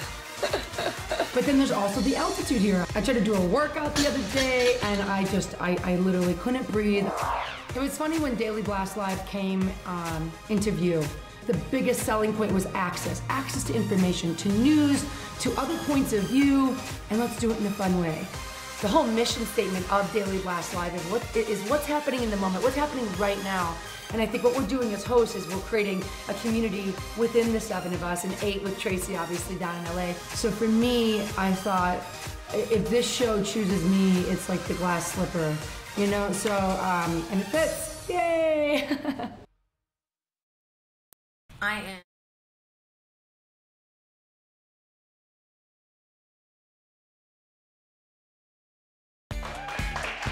Welcome back to Daily Blast Live, the only live show in daytime talking about the top trending topics that you're talking about right now. It's time now for the deep dive. That's when we take the one trending topic that you can't stop talking about, so now we're around the water cooler talking about it with you. It's Mark Cuban talking about his run for the White House, or at least the possibility of that. It has us asking, should celebrities be running for office? Entrepreneur Mark Cuban shocked listeners when he told podcaster and former Congressman Bakari Sellers he's considering a big job change. Mark, are you considering running for president of the United States? Yes. Considering, yes. Ready to commit to it, no. He's not the first celebrity already talking about the 2020 elections. Add to the list Oprah Winfrey, Dwayne "The Rock" Johnson, comedian Chris Rock, Kanye West, and even Kid Rock, who have all been rumored to want to jump onto the campaign trail. Should celebrities run for office? What's your DBL take? Ooh, okay. Thanks, Erica Cobb. I'm here with my co-hosts, Jeff, Ebony, and Al, and it is time for the deep dive. Mark Cuban is one of many celebrities considering a run for office. So can celebrities be successful in the politics game? We want to know what you think. Go to the DBL app and vote. Let's take a listen to what Mark Cuban has to say. Mark, are you considering running for president of the United States? Yes. Considering, yes. Ready to commit to it, no. If I can come up with solutions that I think people can get behind and truly solve problems, then it makes perfect sense for me to run. All right, and we're going to keep the conversation really short because I'm hearing from our producers we have a lot of news breaking at the moment. So really quickly, this isn't the first celebrity to run, right, for office. Do you think this is a good thing, or do you want more people that are experienced in policy? I think in his case it's a good thing because he did have a fiscal background, and it's like most of his career wasn't celebrity. It was making money, and maybe that's what our budget needs right now. So hopefully he can do some good things. I don't know with the things the way they are right now. I'm not sure if a celebrity is what we need in there. I think a lot of people think they know celebrities, but they really don't. They have PR companies and things like that. Right. So I wouldn't jump on the celebrity train just yet. Okay, all right. We're going to move on with some breaking news. Digital producer Raquel Villanueva with news at this moment.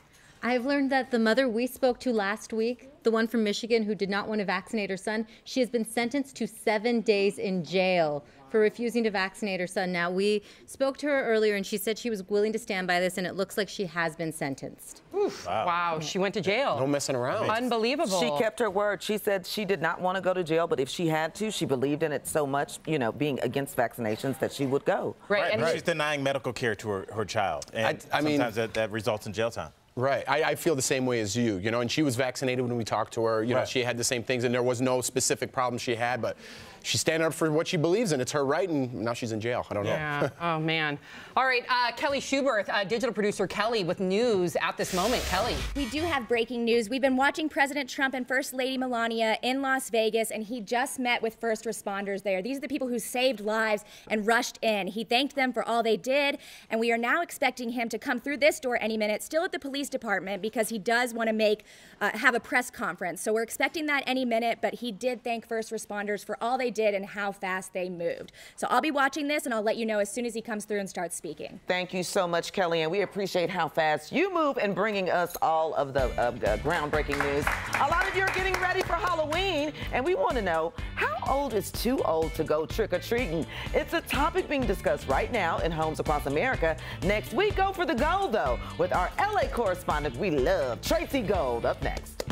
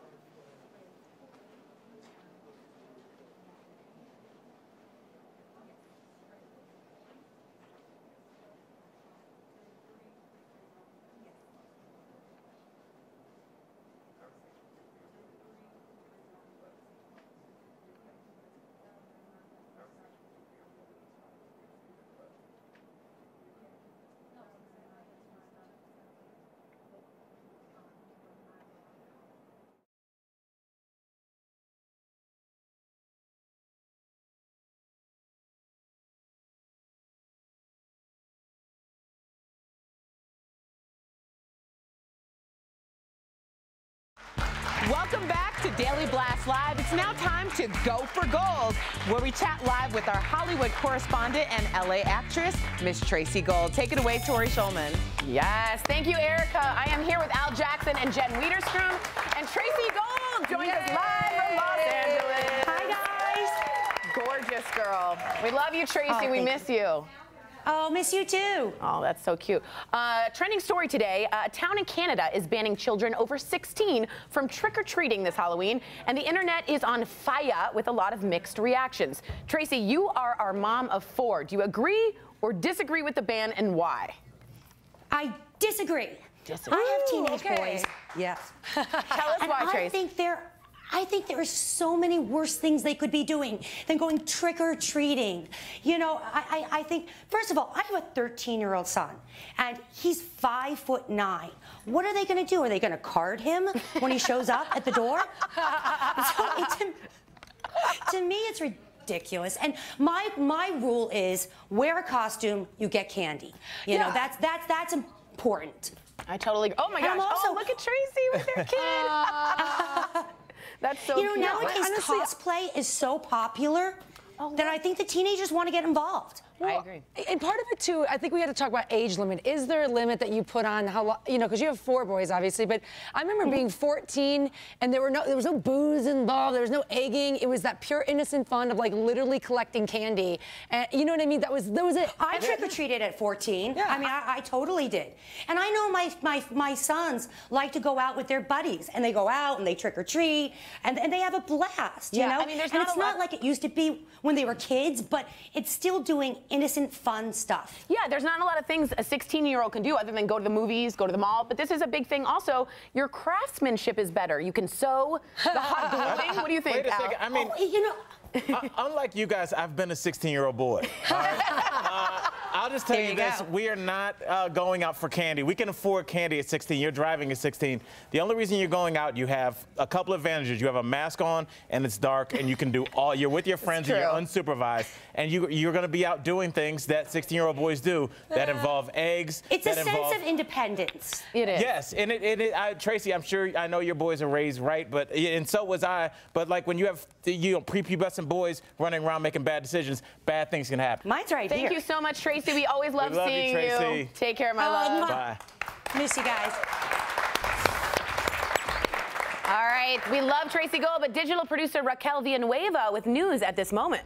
Right now, actress Elizabeth Hurley is all over the streets of New York trying to raise awareness for breast cancer. Now, she's an advocate because her grandmother was diagnosed in the late 80s and she passed away in the early 90s because she was too embarrassed to actually go in and talk about it. So she has been with Estee Lauder for this campaign. Here she is handing out pink ribbons on a Delta flight. So if I see her around some more, I'll let you know. Thank you so much, Raquel. Thank you, Raquel. Well, if you guys don't notice, we're wearing pink ribbons for breast cancer awareness, and our own Ebony Steele is a 10-year cancer survivor, breast cancer survivor. We love you, Ebony. Up next, the most unpopular names around, and check this viral video out. Mochi, the St. Bernard, now holds the record for the longest dog tongue. Gene Simmons is upset. 7.3 inches long, Mochi is super sweet, loves peanut butter, and is a super-sized slobberer. Use the DBL app to send us your videos, too. And now it's time for the DBL Money Minute. How much will it cost to raise a child this year? The United States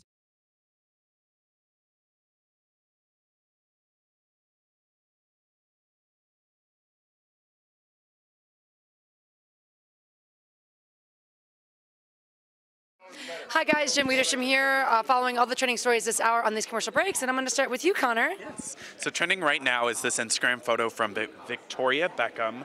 She has just landed in Dublin, and she's wearing a new outfit from her 2017 collection, and the internet is freaking out over this.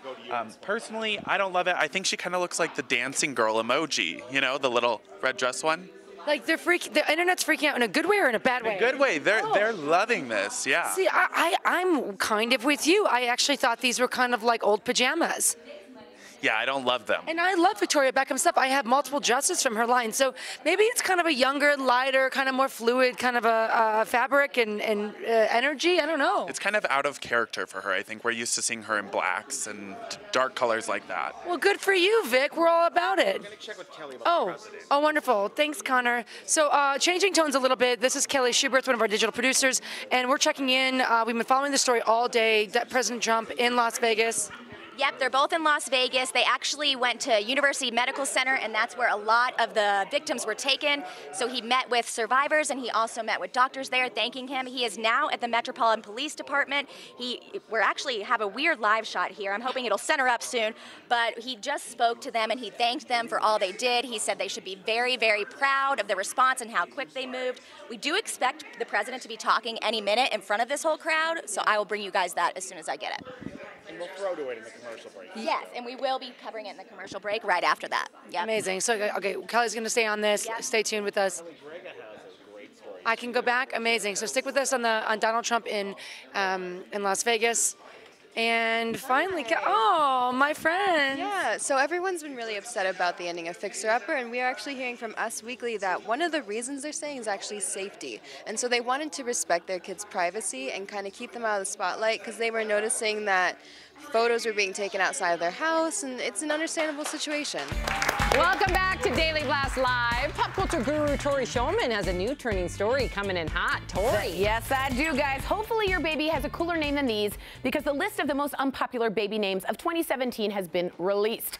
Mumsnet put a list together, and here they are. For girls, Adelaide, I don't know what that means. Agape, something you put in your coffee. Birdie, go fly away. Gnome, something for your lawn, and Onyx, what a gem. And for guys, Ajax, let's clean that up. Dougal, do better. Henderson, go fetch my yacht. Jules, my butler, and Marvelous. But I did hear Tori is the best name. It means smart and sassy. Oh. Back to you guys. She is smart and sassy, yes. I guess the question I don't know, it may be silly, but if there's someone popular, then how do we know what they are?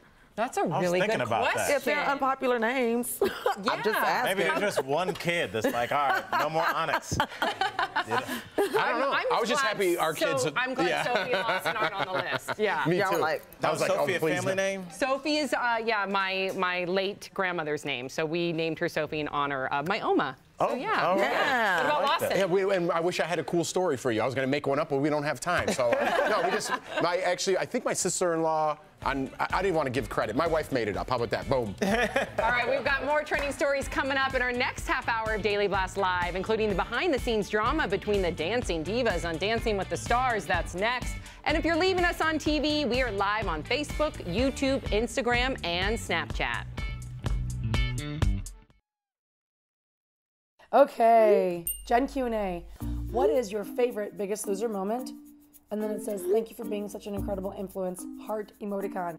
That's nice of you. Heart emoticon back to you. Gosh, Biggest Loser moment. What's my favorite? I think I have to choose the moment that I knew that my team was more than just a bunch of individuals, that we'd kind of known that we were that family sense. It was like week 2 or 3. So I walk into the gym, their heads are hanging low. I don't know where the blue team is. The red team's not looking. Everyone's like, no one's telling me nothing. And I'm like, what's going on? And I'm looking at them, and it looks like Woody's shaking his head. JJ's looking like he's gonna cry. What is going on? So of course I'm getting nervous. And then they start to tell me that they lost the challenge and that I, as penalty, had to choose one of them to send off the team and go home. So this chick right here starts to lose it. And I realized ultimately the white team, they'd won the challenge, but I didn't know that, of course. And they're like, oh, we got you. They start laughing. And I was like, you jerks. But they got me. And it was like they felt comfortable enough with me where they could pull my leg.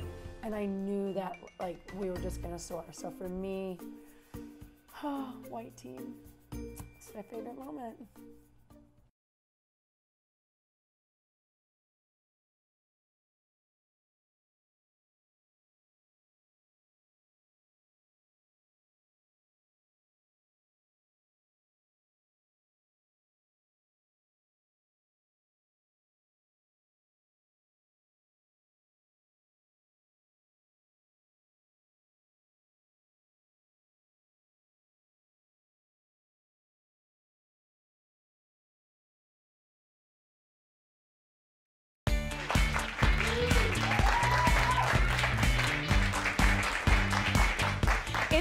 Blast Live, the only live show that's covering the top trending topics that are happening right now, no matter where you're watching. That was our DBL family. They are busy working breaking news as well as the trending topics that are happening in this moment. A ban on abortion after 20 weeks has just passed the House of Representatives. Similar legislation failed in 2013 and 2015, but this time the bill has White House support. It still needs Senate approval, but that chamber is not expected to hear the bill anytime soon. Thousands of Americans have an excuse for being late to work today. A software update on the iPhone is causing the alarm clock to stay silent, but Apple has just released a fix that users can download now. And scientists in Ireland are pioneering technology that can turn tears into electricity. That's right, crying may soon be able to keep the lights on, which is really great news for our very own Sam Shocker. Thank you. That is great news, but it's absolutely going over my head. How is that possible? Tears turning into electricity? Are they mermaid tears? I don't know. Is it the salt and the tears?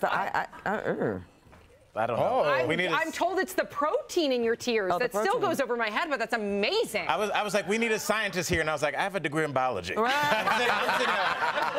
What are you going to do, hold the baby over the socket? Cry on it, cry on it. Get the power back on. I know. All right, I'm back with Ebony, Jeff, and Al. And just moments ago, the mother who refused to vaccinate her son, remember we covered the story, was thrown in jail. Rebecca Brito was found in contempt of court over the issue when she and her ex-husband disagreed over their 9-year-old son's vaccinations. She'll be behind bars for 7 days, and her son will be vaccinated today. We spoke to her first right here, as we just said last week, and she was firm on her decision to face jail time for her beliefs. Check it out.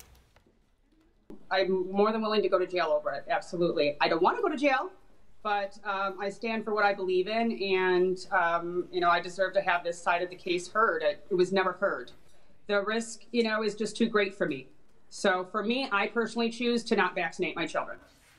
Well, yeah, I mean, she personally chose, but what you have to understand is, like, she's going to be sending her kids, assuming, into public schools, and a kid that's not vaccinated could be carrying certain diseases that it should be vaccinated for. So she's making a decision for all those other kids in the classroom when she sends her unvaccinated child out into the world, and that's not fair. She's making a decision for everybody, and it's not okay. That's a great point. Yeah, I agree with you. I feel for her, too, because she thinks she's doing the right thing for her child. I'm pro-vax, but as a mother, I feel for her. She's in jail because she thinks she's doing the right thing for her that's why we have doctors. Yeah. And a lot of people are anti-vaccine for whatever reason. Like she said, her story wasn't heard, and I would like to hear more of it because I really want to be fair balanced and hear both sides. Why? A lot of people believe in Bigfoot. Like, stop listening to people that don't. You can't deny the fact that other people really are against vaccination. I'll listen to anybody who has an MD after their name. If you don't have any letters after your name, I really don't want to hear it because you're just reading stuff off the internet. Well, you don't have it behind your name either, so she can kind of believe what she wants to believe. No, her doctor apparently believes it because that's why she's sitting in jail right now. Well, I mean, that's true, but my point is we wouldn't be having this discussion if other people didn't feel the other way. Other people are wrong all the time. Other people thought that the sun rotated around the Earth for a long time, and we figured that out as well. So, like, let's go with people that are knowledgeable. But we're still learning, and you got to understand. No, I think the science is in on this. They've been vaccinating people for about 60 years now, so let's keep it moving. Oh, I mean, we can. We would love to hear the viewers' DBL take. Please let us know your take. We want to know. Digital producer Kelly Schubert has a fast flash for us. Kelly, what's happening? Hey, right now we've got a very blurry live feed of President Trump and First Lady Melania. They are at the Metropolitan Police Department in Las Vegas, and we are hoping that we could hear him speak here pretty soon. But I want to talk about this. In the meantime, Mary Lou Danley, that is the girlfriend of the Las Vegas shooter, and she is now meeting with Las Vegas police who flew to LA to meet with her after she flew from the Philippines. So Danley's family, she says the shooter encouraged her to leave the country before the attack, and her family also says that she told them she has a, quote, clean conscience. So I'm watching both of these stories, and I'll bring you updates as soon as I get them. Thank you so much, Kelly. I don't know. Conscience. Yeah. Al made a good point. Odd thing to say. I was just saying, like, you're coming back from the Philippines after your boyfriend just committed the biggest mass murder, and you said you have a clean conscience. That's the first thing out of your mouth. That's a little strange. That's a little suspicious. That's all I'm saying. She needs to get vaccinated. And she was there, and she actually was there, and then they sent her to the Philippines, and she came back. All right. All right. Our top trending entertainment story right now is O.J. O.J. Simpson. Now that he's been released from prison, his team has been reportedly trying to book his first interview. Of course they are. The Hollywood Reporter says he wants 7 figures, but industry insiders say most networks won't pay for an interview and are worried about the ethics of the whole thing. We were talking about it earlier, and the only reason why I would want him to make some money is so he could pay back that civil lawsuit to the Goldmans and to Nicole Brown. Yeah, I like that. Well, go ahead. No, I was going to say to the tune of $33 million. I believe that's about how much it is. I was just saying, I was just going to laugh at the networks for a minute here because the ethics of the whole thing, if someone's getting paid, the networks are going to play. You know what I'm saying? So. Right. I mean, you know, these are networks that put on shows like, you know, Who Wants to Marry, you know, a millionaire and they've never met the guy and things like that. It's like you didn't care about the ethics of marriage then. So, like, why do you care about the ethics here? It's like if you can play commercials during something and people pay to watch it, networks will put it on. For sure. Is there any acceptable way you think, though, that people think he can raise $33 million, that people won't be like, oh, my gosh, he's doing it for money? Because if he owes the money, like, what do you think is the best way for him to do it? Maybe community service somehow. Yeah. Somehow where he gets paid and then that money gets donated to the victims. And I would wouldn't see that turn into OJ a circus? I would see OJ in a whole different light if he was working, volunteering to raise money to pay back. But then again, he says that he's innocent.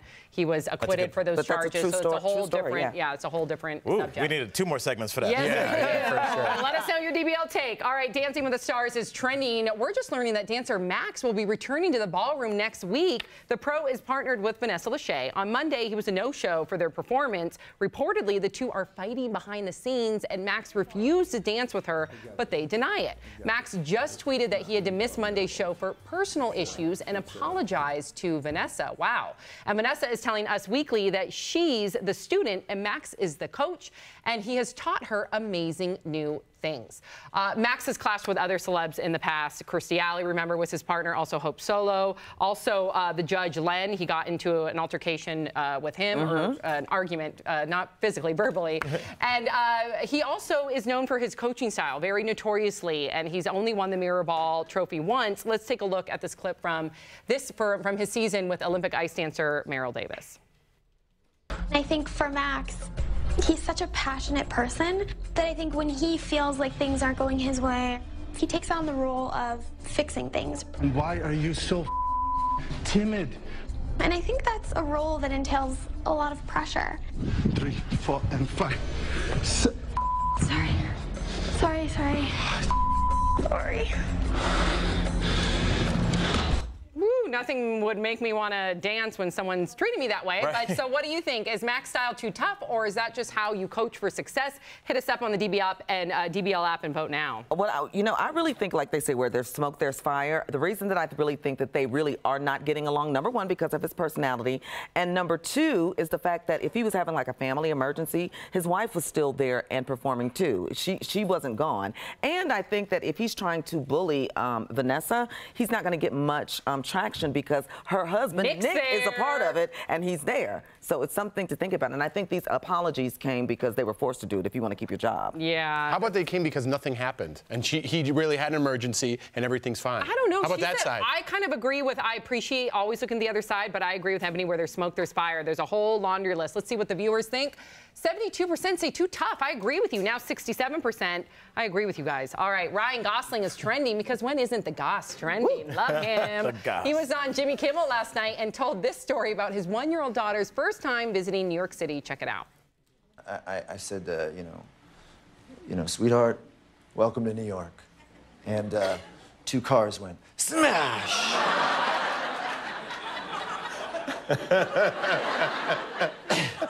And smoke started pouring out of the cars, and these 2 guys got out, and I won't repeat the hand gestures for you, but I was just quickly covered her eyes and ran away from the window. She learned to give the finger in New York. Wow. Why does something always happen to the Goss when he's in New York, right? He once prevented a woman from being smashed by a yellow cab. He also prevented a fight in the middle of Manhattan, in the middle of the street.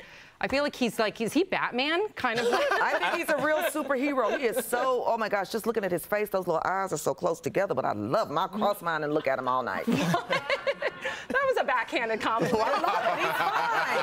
I love it. It's like he's always looking at you because his eyes are like that. He is cute. Yeah, I mean, you know, for me, I lived in New York for 5 years, and like the first time I moved into my first apartment, there was a guy covered in banana peels in front of my door, and the woman that was showing me in my apartment just keyed in, and she just started telling me, oh, there's a judge on the 3rd floor. I was like, are we not going to address homeboy that's out on the ledge right now?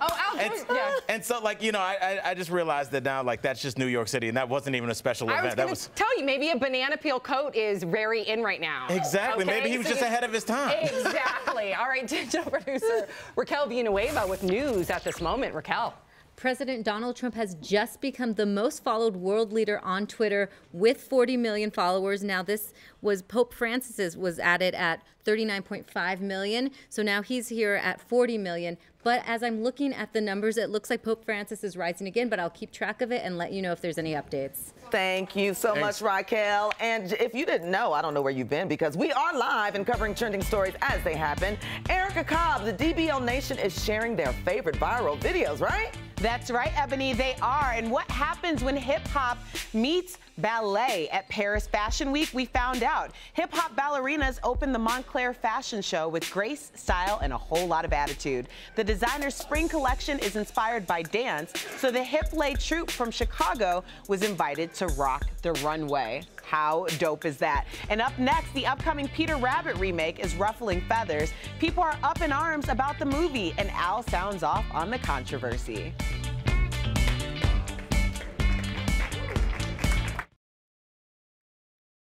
Ooh, just kidding.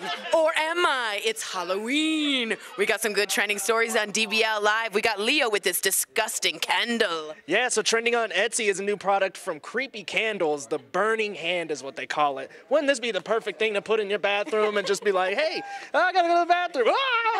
Yeah, I sawed your mom's hand off. Sorry about that.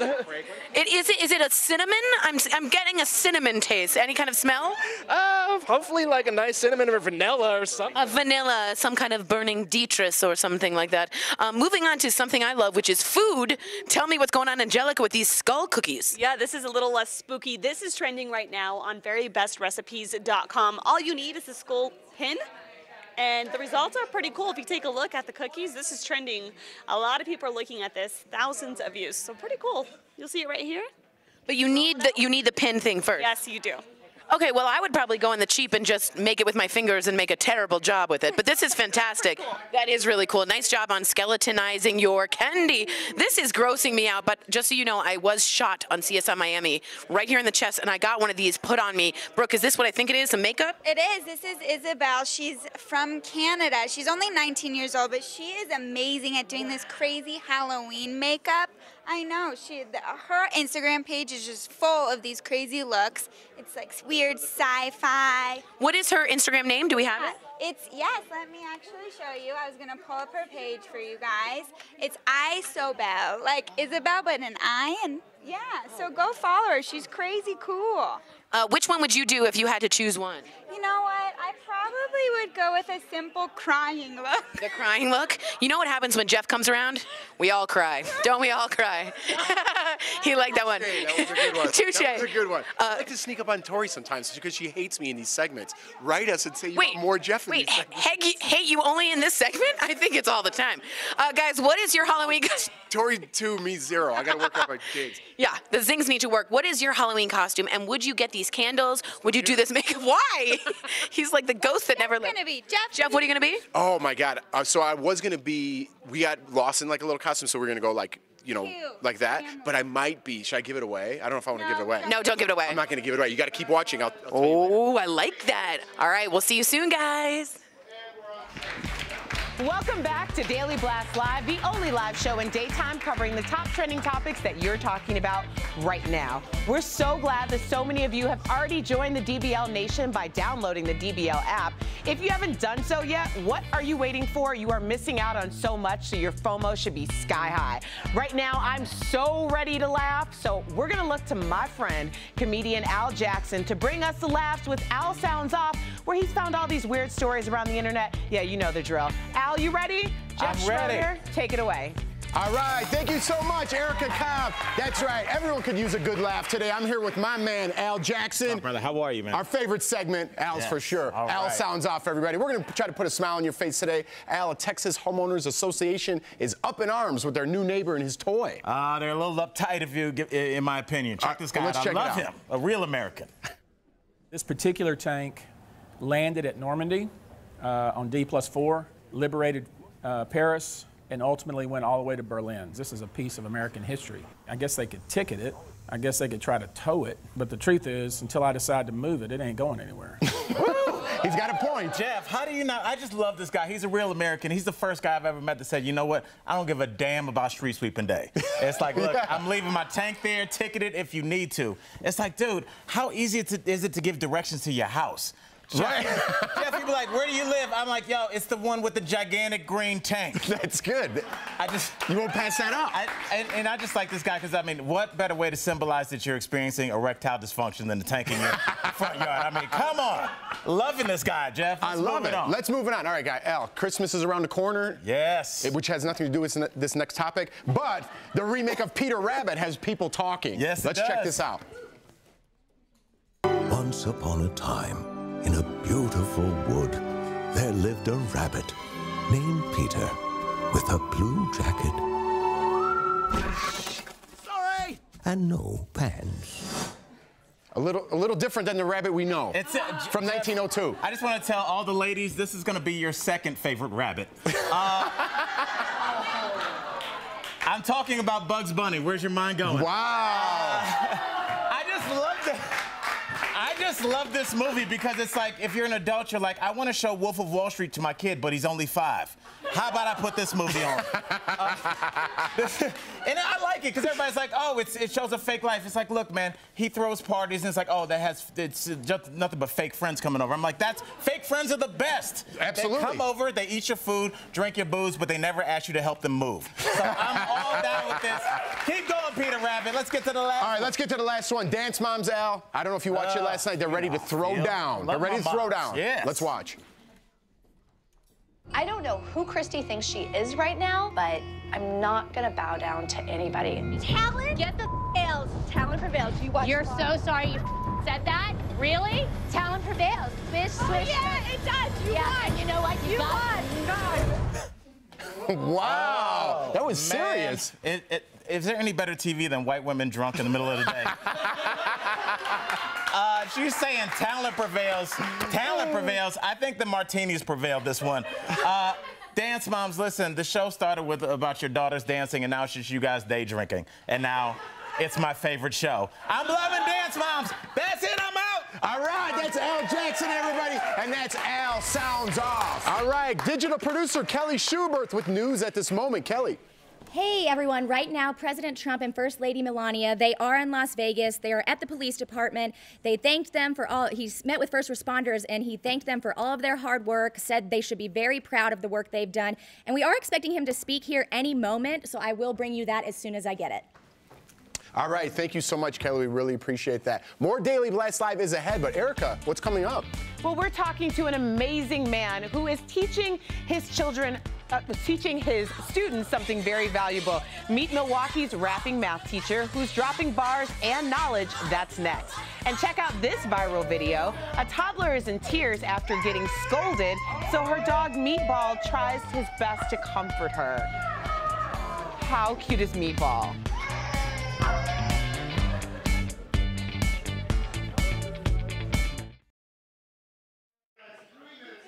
Hey guys, Angelica here with the digital team. Speaking of viral videos, I love this next one. It's called the Pup Program, and what they're doing is they're bringing extra comfort dogs to the LA airports, and I want you to see this story. It is trending right now on our social media pages. And be sure to leave your comments and let us know what you think about it.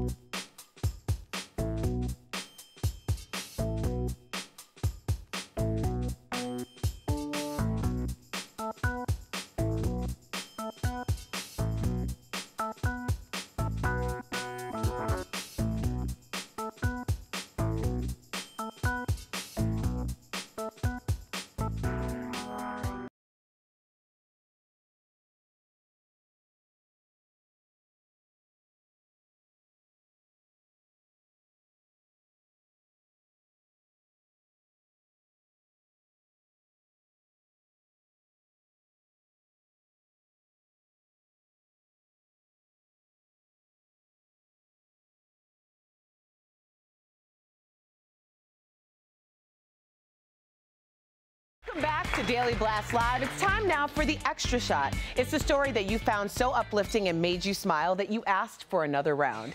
Today, we meet a math teacher from Milwaukee who's getting his students super excited about learning in a non-traditional way. Check this out.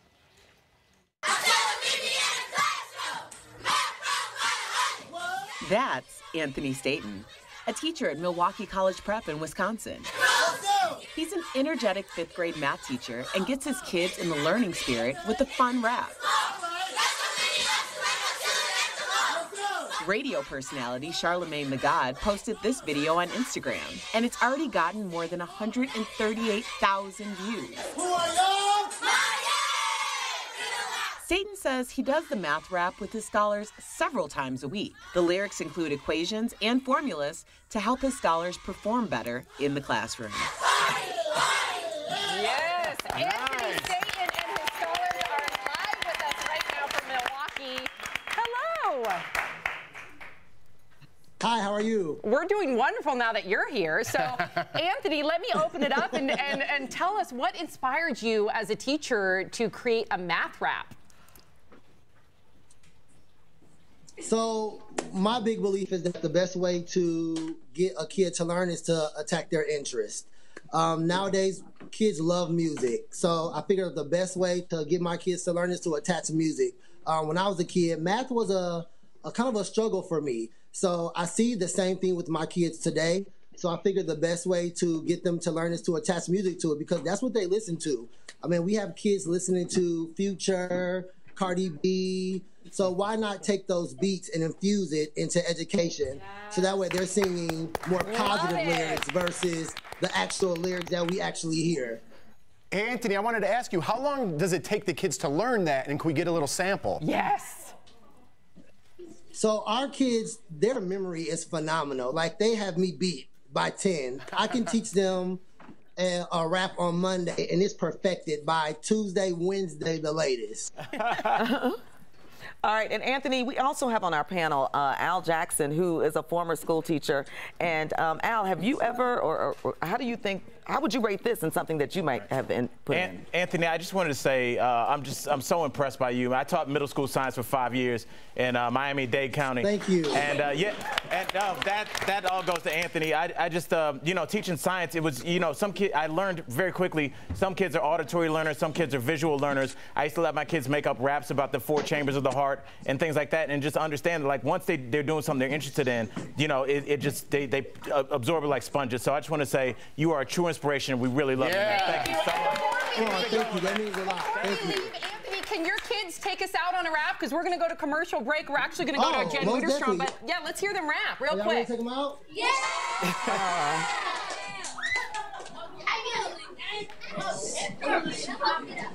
We got to see. Oh, that Here we go. 1, 2, 3, get ready.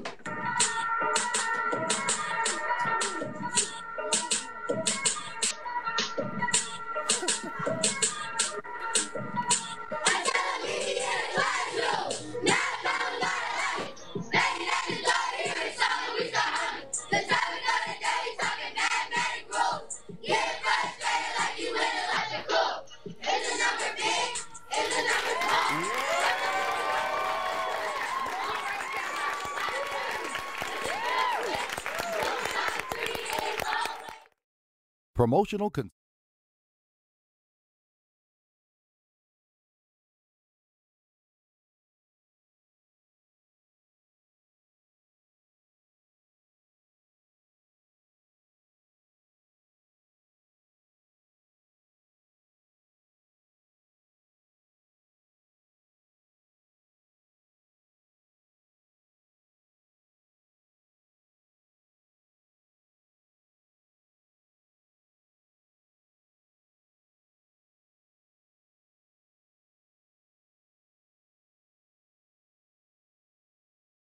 with the best life hacks.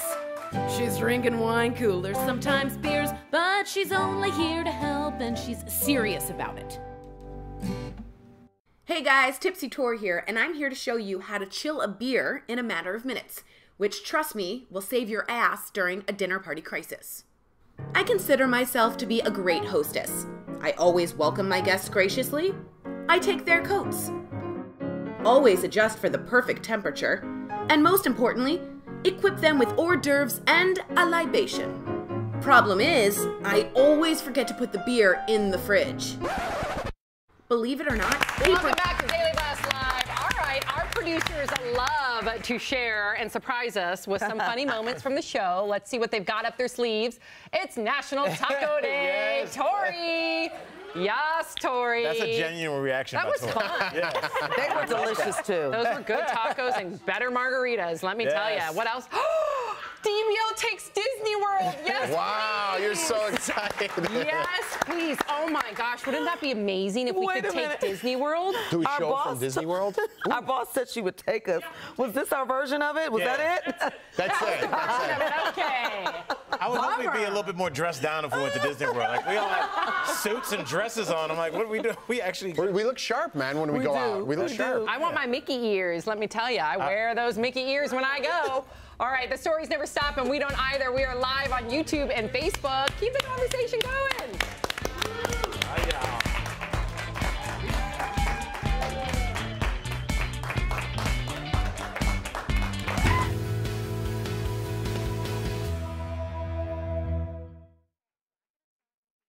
In a world so dearly loved, we're torn away from the people they... It's only 3 seconds. That's the best shot we've got. And that's the only shot we've got.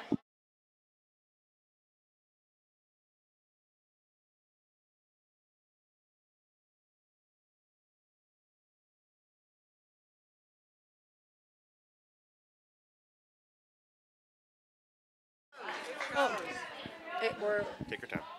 You give us a thumbs up. Hi guys, Jen Wintersham here, live on the broadcasting breaks, and we're going to toss immediately to President Trump, speaking right now in Las Vegas.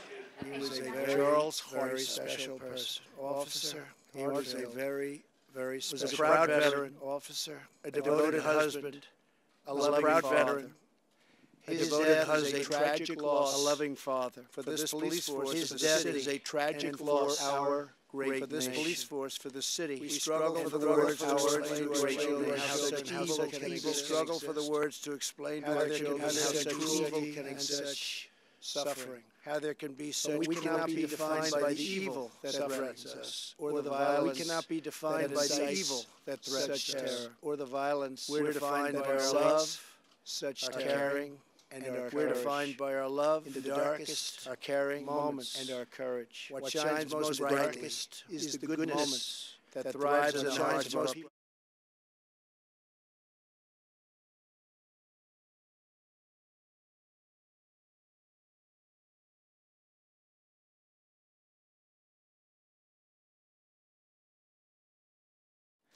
At peace. Here on earth, we are blessed to be surrounded by heroes. Here on earth, one eyewitness recounted to be surrounded by heroes, while everyone else was one eyewitness recounted police officers were standing up as everyone else was trying to direct police officers were standing up as targets where to go. This is Daily Blast Live. We cover all things trending in news and entertainment, and it's all live right now. It's only been days since the Las Vegas shootings occurred, and the stars are wondering when they should get back to their big shows on the Strip. We'll bring you the latest on this and the updates on the Las Vegas tragedy. Mariah Carey just announced it. Her All I Want for Christmas Is You tour, and our DBL Nation lost its collective mind. Queen Lex tweets, when is it an appropriate time to start playing Mariah Carey Christmas songs? Asking for a friend. Would Blake Shelton make a good dad? That's the idea that made Adam Levine crack up last night on The Voice. But now fans are wondering, is there more to it? We want your DBL take.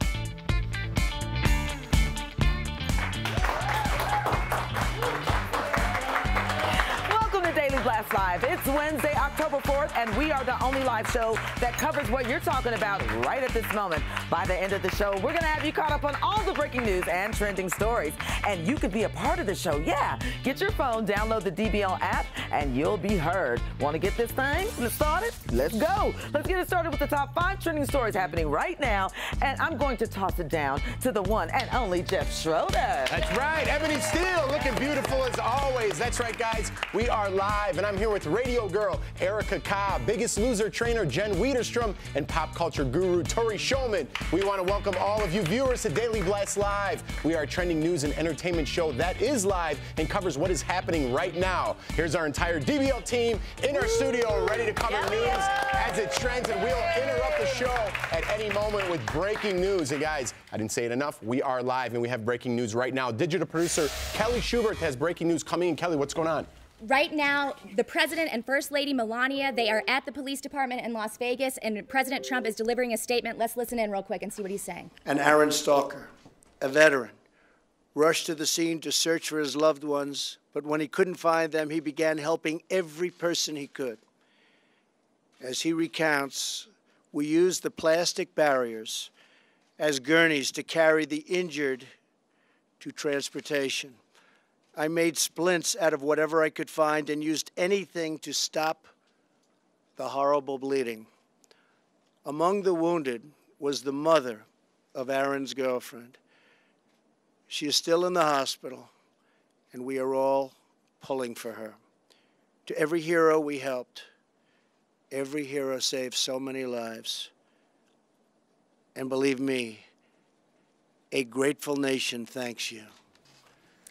The example Guys, I'm going to continue listening in on this press conference and let you know what the president says. He did thank first responders. He thanked the medical staff when he visited the hospital earlier, and he did meet with survivors. So I'll keep you guys updated and let you know what else he says. All right, Kelly, thank you so much, guys. Like we said, we'll break in at any time with breaking news, but still continuing to talk on Las Vegas. It's a top trending story right now. The lights came back on for many of the Strip's most popular shows and attractions, but there are a few shows that have gone dark in the wake of Sunday's mass shooting. Jennifer Lopez postponed her next 3 performances out of respect for the victims, and Michael Jackson's one at Mandalay Bay is still closed. Celine Dion returned, though, to her stage last night and had an emotional exchange with her audience. Take a look.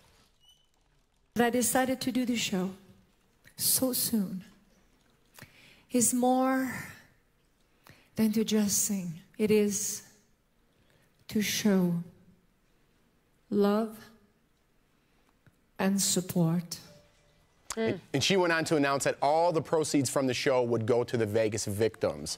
And speaking of which, this is great news. The GoFundMe page set up for victims has now raised more than $8.7 million. I mean, that's crazy because we have been keeping an eye on this at Daily Blast Live, and it was under $500,000 when we first started it. Well, and I remember we would refresh the screen. Raquel would refresh the screen, and oop, there'd be another 100,000. Oop, there'd be another 200,000. It feels like every time you blink, there's more support. Amazing. Well, I'm just glad, you know, people are really feeling the call in a lot of different capacities. And if money or finances is a way that you're able to give, I think that that's a very beautiful thing. I don't think that it's surprising that Celine Dion was one of the first back after her husband passed away. It was only a matter of 4 or 5 weeks before she got back on stage. So clearly, this is her way of coping. And I personally would like to support that as well by not being afraid and not having our liberties and our independence actually taken from us. I totally agree with that. It's an interesting point. Like, it's almost cathartic for her to be out there. I was just thinking when you kind of posed the question, like, is you know, what's too soon when these performers come back? It's really a personal choice. You know, they're citizens too, and how are they going to process this? And that was her way. Do they fear for themselves? I mean, there's a security issue there. You worry about concerts now. I mean, I'm just bringing up the obvious now, and you worry, is your security in place? I mean, that's a big question now. That's your Something you should bring up. Yeah, that's your responsibility. So interesting. All right, guys, moving on. The Voice is a top trending story in entertainment right now. There was one moment in last night's show that's got everybody talking. It came after a contestant's blind audition, and Adam Levine could barely contain himself. He thought it was so funny. Let's take a look. Blake would be a cool dad. Wait a minute, Adam. You're laughing at the idea of me being a dad. You are a dad. I'm laughing at the idea of that's how she views you and not a coach. Was he zinging him or was he talking baby talk? Let's get the studio. You guys, clap if you think a cool dad is cool. Now clap if it's an insult. Yeah, a little insult. Really? Well, Well, I think it's. Oh, go ahead first. Go. I was about to clap. I think it has everything to do with the idea that, you know, there was a time where the idea that she would say a cool dad wouldn't even cross his mind. I've experienced this. We probably all have. I remember our very own Connor Ashley over here in Digital. When we first started day one, he said, Erica, I just want to let you know, I grew up listening to you. Wow. And I said, thanks, Connor. That's so sweet. That makes me feel really old. And he said, but don't worry, I'm really, really young. As if I really wasn't. And I just thought, when did this happen? That an adult would grow up listening to me. Yeah, but is it about the age being a cool dad, or is it speculation? You know that Blake and Adam are kind of besties on the show. They always zing each other. But could it be backdoor talk about Gwen and him maybe trying to make a baby? Ooh. I don't know. Maybe she's getting a little older. I know he's got some stepkids, I believe, and so we'll see. But regardless, I'm a cool dad. I'm just going to put that out there. If you've gotten anything from this topic, he's a cool dad. Take that. Remember that. Take that with you. All right. A top trending entertainment story at this moment: Mariah Carey. The singer's concert series All I Want for Christmas Is You has added U.S. dates. The expanded tour kicks off on November 27th in Windsor, Ontario, and then heads to America. She also has an animated movie released on home video on November 14th. We have this clip. Check it out. Every year I put puppy on my list, but for whatever reason, Santa couldn't seem to get it together. Settle down now! Steak all right! Oh dear, it looks like he took your steak. Did everyone smile? Play that song every day. Didn't it just get a little bigger? Everyone smile just hearing that song puts you in a good mood, right? Absolutely.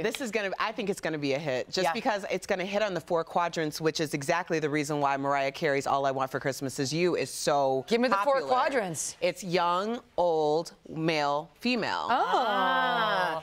You're an old dad and a male. No, it is. Well, listen, you could have Mariah Carey the rest of the year. I love her during winter, and she's capitalizing on this. You know what I mean? This is her song. Everyone loves that song, and she's cashing in. Good for her. Good news, Jeffy. Chicago Theater has her on November 18th. Chicago Theater? Go see her. Can we take off of work that day and go see Mariah Carey? No. I'm not that cool of a dad. I'm not that cool. All right, guys, another top trending entertainment story right now. Gabrielle Union, the 44-year-old actress, is opening up about her life in a new memoir. She talks about her infertility struggles with her current husband, NBA star Dwayne Wade. She says, I've had 8 or 9 miscarriages, but through it all, she says, she and Dwayne remain bursting with love. She also opens up about her previous marriage to retired NFL running back Chris Howard. She says she ignored a list of red flags, including a bizarre proposal that included a bucket of Kentucky Fried Chicken.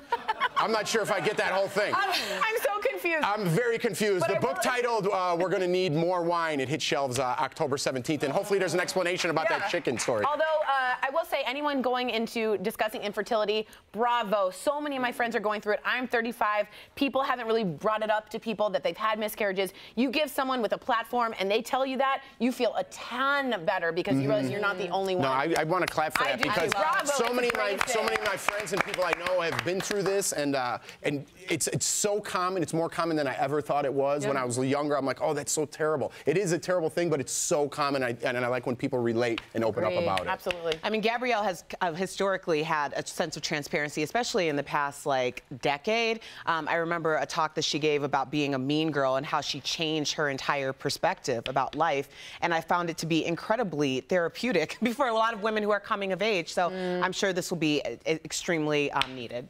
All right, guys. Comedian Al Jackson with the new trending story coming in hot. Yeah, what's up? You guys are really mature.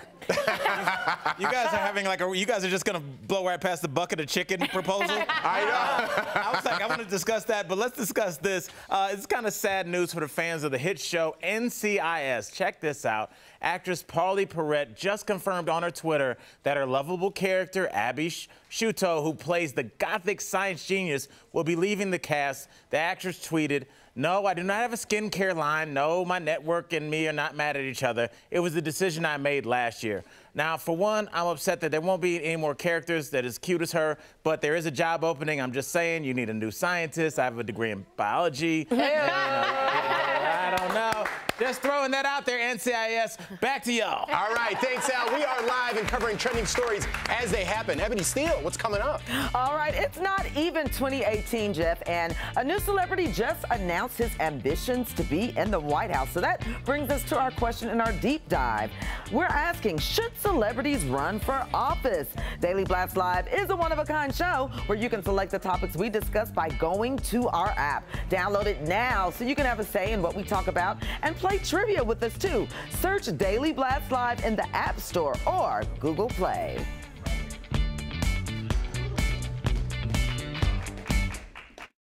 What you got going over here? Talk to me.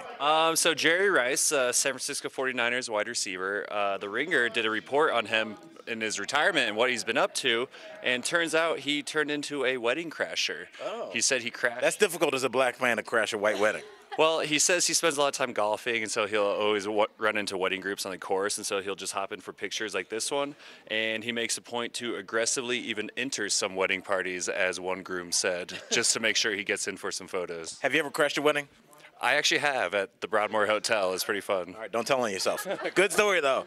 All right, Kelly, talk to me. What's going on over here? Al, so we are looking at the Facebook page of former Iron Chef contestant Jason Daddy, and we are looking at this because he's calling out Mario Lopez for trying to get a free meal at his restaurant. So essentially, some of what he's saying is that a certain celebrity asked for a free meal in exchange for social media plug at his restaurant. He denied that, and he wants to put him on blast. But why? I mean, aren't you just done? Mario Lopez he was on Saved by the Bell. Doesn't he get a free meal? I know, and this is kind of like, I really love him from Saved by the Bell, but the fact that he maybe did this, we don't want to speculate. This is all coming from Eater, but I don't know, it kind of puts a sour taste in your mouth, you know? Yeah, I know. Well, no meals at Jason's place since he's going to be ratting on people. Stop snitching, Jason. All right, Connor, talk to me. Yeah, so trending right now from Daily Mail, allegedly, if you are a pregnant mother who is a vegetarian, it raises your risk of those children you're going to have being addicted to drugs and alcohol. Wow. The study is from the National Institute of Alcohol Abuse and Alcoholism, and they say that those children would be twice as likely to underage drink or smoke and 3 times as likely to use cannabis. Wow, the craving that meat. I think that's what it is. Yeah. Yeah, they didn't get the meat when they were in there. So. Do you agree with that? No, I don't think so. I know it seems like it comes from a real place, but it's just a weird study. Like, how do you even figure that out? Maybe there was other factors besides the mom not liking meat. So I don't know. Check it out. Read for yourself. Give us your take on Daily Blast. Hashtag DBL Nation. All right. Thank y'all. We'll be back. Thanks, Connor. Thank you.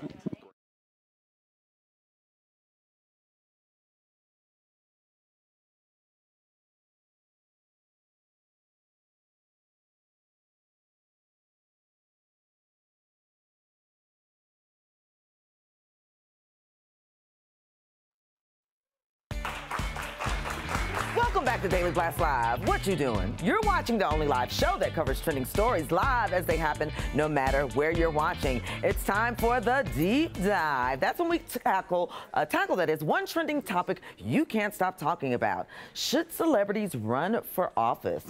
Entrepreneur Mark Cuban is the latest celeb to talk about it. My girl Erica Cobb takes a look. Entrepreneur Mark Cuban shocked listeners when he told podcaster and former Congressman Bakari Sellers he's considering a big job change. Mark, are you considering running for president of the United States? Yes. Considering, yes. Ready to commit to it, no. He's not the first celebrity already talking about the 2020 elections. Add to the list Oprah Winfrey, Dwayne "The Rock" Johnson, comedian Chris Rock, Kanye West, and even Kid Rock, who have all been rumored to want to jump onto the campaign trail. Should celebrities run for office? What's your DBL take?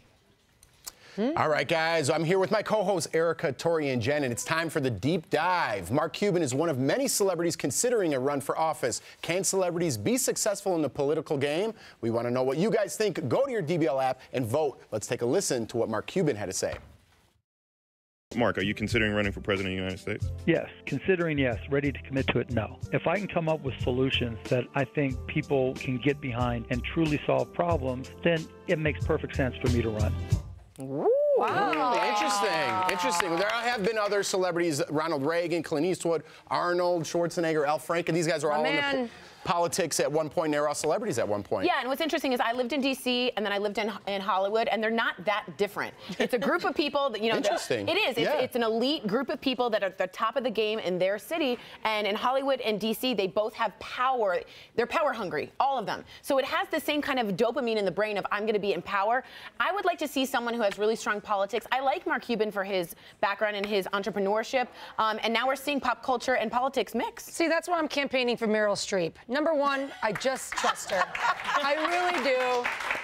But she's played like every role there, like ever, so I feel like she knows how we all feel. So Meryl, 2020. That's a good point. That's a really good point. That's kind of my issue with not being able to back a celebrity, because I want to do, am I voting for the celebrity because they represent the people, or am I voting for them because of the brand that they represent? Because I want to leave the brands at the mall, not in the polling place, and I feel like we're just too into what this person has, how they've become successful, as opposed to what the success of this nation can All right, well, let's take a look. Oprah Winfrey, 70% Yes. of DBL Nation has spoken. If I need a celebrity president, I'm going with Gary Busey. Let's just all go down together. How far would you go to protect your child from what you think is harmful? One Michigan mom has just gone to jail for not vaccinating her child. We spoke to her on Daily Blast Live before, and later in the show, we go one-on-one with her husband. We'll be right back.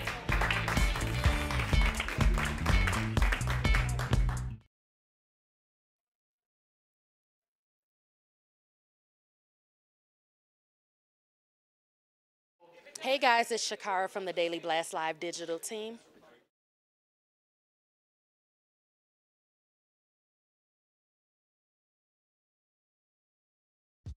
Man, as a person that travels for a living, podcasts get me to and from the airport, kill a lot of the downtime. One of the podcasts I really like is called Never Not Funny. My friend Jimmy Pardo runs it. I've actually appeared on it a couple of times. It's a really good podcast. It was one of the first, I think he was one of the first 5 people to ever have a podcast. So it's got a big following. I think it was him and I forgot who gets credit for having the first one. I think Joe Rogan was one of the first ones. Mark Maron was one of the first people. And Never Not Funny is definitely in the top 10 people that ever had a podcast. I remember hearing about his podcast and not knowing what the hell a podcast was. So that's how long ago he's been doing it. So that's one I listen to. I listen to the Smartest Man in the World podcast with Greg Proops. I think he's really sharp, really gives a lot of social commentary that I dig. He manages to sneak humor in there, but he talks about serious subjects and stuff that's going on. And let's be honest, we're living in serious times, so sometimes a little levity with that is much appreciated. Check out Greg Proops and the Smartest Man in the World podcast. I also listen to Waking Up with Sam Harris. He talks a lot about politics, which then I listen and then parrot back on the show and act like I know what I'm talking about. So thank you, Sam Harris. Appreciate it. I don't know about anybody else. I listen to podcasts almost exclusively just as I'm going to bed. There's something about somebody talking that just puts me to sleep. I almost can't sleep without them. I'll even put it on low and just put it in one earbud and just go to sleep. So podcasts are good traveling and good sleeping. As a person that travels overseas for long amounts of time, I'll be, in London for a month, Scotland for a month, Australia for 2 or 3 weeks at a time. The app WhatsApp has just been a godsend. You can make phone calls on it. You can text on it as if you're just texting your friend. It's completely free. Check out WhatsApp, and there's also Viber as well as a good overseas app when you just want to say what's up to your friends, but you don't like them enough to pay the charges.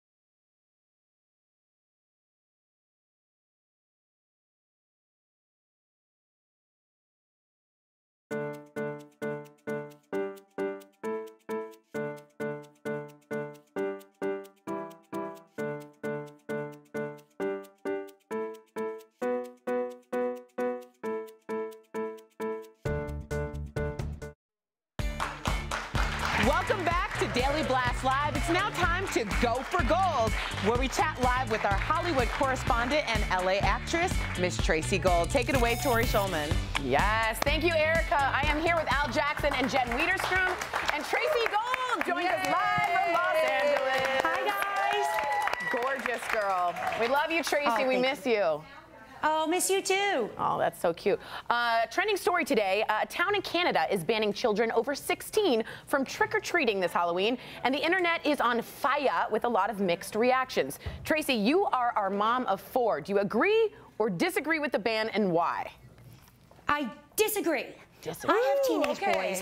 Yes. Tell us why, Tracy. I think there are so many worse things they could be doing than going trick-or-treating. You know, I think, first of all, I have a 13-year-old son, and he's 5'9". What are they going to do? Are they going to card him when he shows up at the door? To me, it's ridiculous. And my rule is wear a costume, you get candy. You know, that's important. I totally agree. Oh my gosh! Oh, look at Tracy with their kid.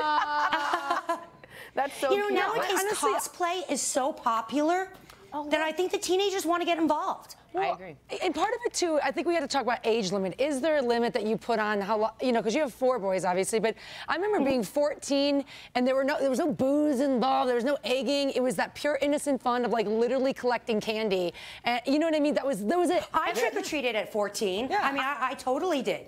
And I know my sons like to go out with their buddies, and they go out and they trick-or-treat, and they have a blast, you know? I mean, it's not like it used to be when they were kids, but it's still doing innocent, fun stuff. Yeah, there's not a lot of things a 16-year-old can do other than go to the movies, go to the mall, but this is a big thing. Also, your craftsmanship is better. You can sew the hot gluing. What do you think, Wait a second. I mean, you know, unlike you guys, I've been a 16-year-old boy. All right? I'll just tell you this. We are not going out for candy. We can afford candy at 16. You're driving at 16. The only reason you're going out, you have a couple of advantages. You have a mask on, and it's dark, and you can do all. You're with your friends, and you're unsupervised. And you're going to be out doing things that 16-year-old boys do that involve eggs. It's a sense of independence. It is. Yes, and Tracy, I know your boys are raised right, and so was I. But like when you have prepubescent boys running around making bad decisions, bad things can happen. Mine's right here. Thank you so much, Tracy. We always love seeing you. Take care, my love. Bye.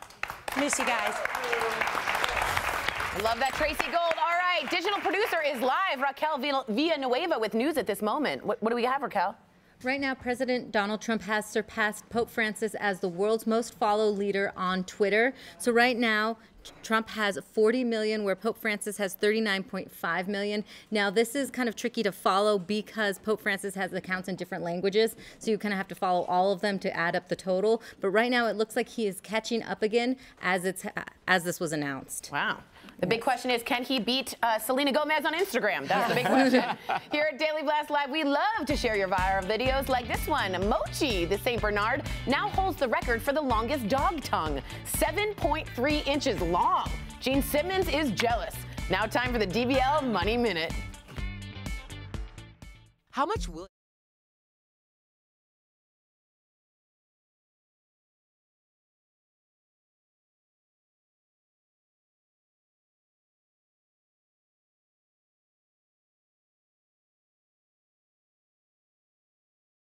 Hey guys, it's Shakara from the Daily Blast Live digital team. In our last hour before the Access show, we hoping that you're leaving us your Facebook comments, Twitter comments, reacting to the stories and things that we have going on. I'm gonna bring you a few of the trending stories that we have going. Leo, it's looking a little different with the Dropbox here. Yeah, so trending on Gadgets 360 is news about a logo change for Dropbox. But look at this. This barely looks like a change at all. It looks like they just went paint bucket, turned the blue box red, and then took a blue background and splashed it in the back. I don't know. What do you guys think? Does it look that much different? Nation?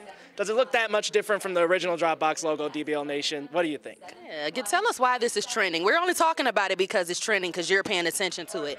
Angelica, what you got going on here? Okay, this is pretty interesting. So we all know Kylie Jenner is rumored to be pregnant with Travis Scott, and this just came out that Travis Scott's father was busted for cocaine charges and actually faced time in jail. The thing is, though, this happened in 2016, but this is trending now on Radar Online. So we want to know, do you think it matters that he faced this time if it's just the grandfather? Yeah, why are they digging up that dirt? It's not his baby, it's his baby's baby. Exactly, but a lot of people are talking about it right now. Stay tuned. Interesting. Well, let us know your thoughts on that, DBL Nation. Should his father have anything to do with this? Brookie Wookie, what you got going on, girl? Hey, so actress Julianne Moore, she just renovated this fabulous apartment in New York City with her partner, and it took 18 months to renovate, but now they're on the cover of Architectural Digest, which it's pretty amazing. I looked at the photos and they're gorgeous. She says her and her 2 kids are gonna live there with her partner Bart, and they used to live in Lower Manhattan, but now they're in the West Village, which was always a dream of hers. Where'd you say people can take a look at this? Yeah, there's more photos, Architectural Digest. So, yeah, that's the only one up right now. But yes, go to their website. All right, take a look. Welcome back to Daily Blast Live. Comedian Al Jackson has a new trending story coming in hot. Oh, man, Jeff, that's the only way I know how to come in is hot. This is a hot story. I'm really loving this. The cast of that show that I'm loving right now, it's called Great News, is spoofing a Taylor Swift video in this Thursday's episode. And we've got a sneak peek just for you guys. Check it out. You know you better watch this, fish. I've had enough of your ish, fish. I'm a famous and rich fish. Well, I didn't care for the salty language in that.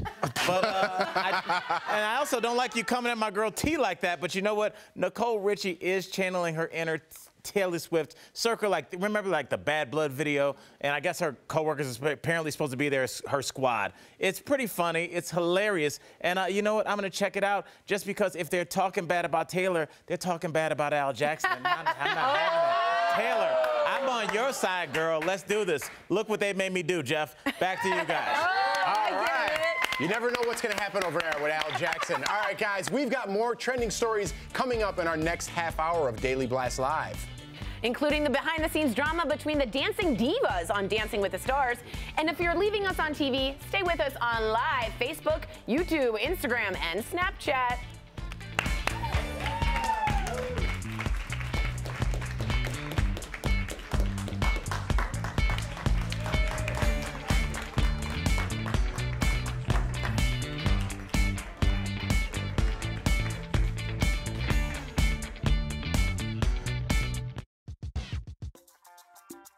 My favorite podcast. I love Serial, anything crime related. Another really good one that I feel like in the same vein of Serial, but it's gone a little bit under the radar, is Up and Vanished. And it's the cold case of Tara Grinstead. She was a beauty queen from Georgia, also a teacher.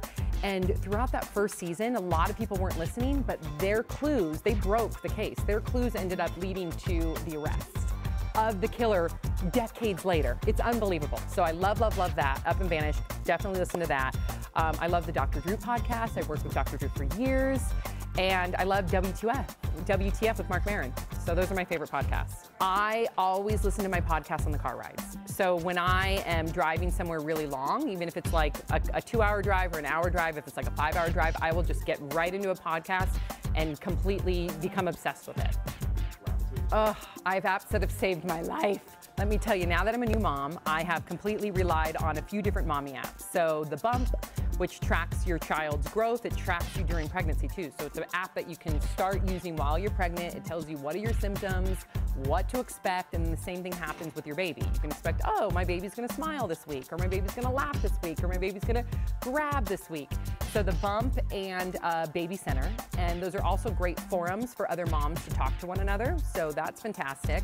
And then Wonder Weeks is an app that I feel like is, again, under the radar, and Wonder Weeks tells you when your baby's going through a leap. And when your baby goes through a leap, that means the baby's a little bit more fussy. That means the baby wants to nurse more. It means you're gonna get a lot less sleep. So it's nice to know when those leaps of development are happening, because then you can kind of understand, okay, this is why Sophie is fussy. So Wonder Weeks is a great one too, yeah.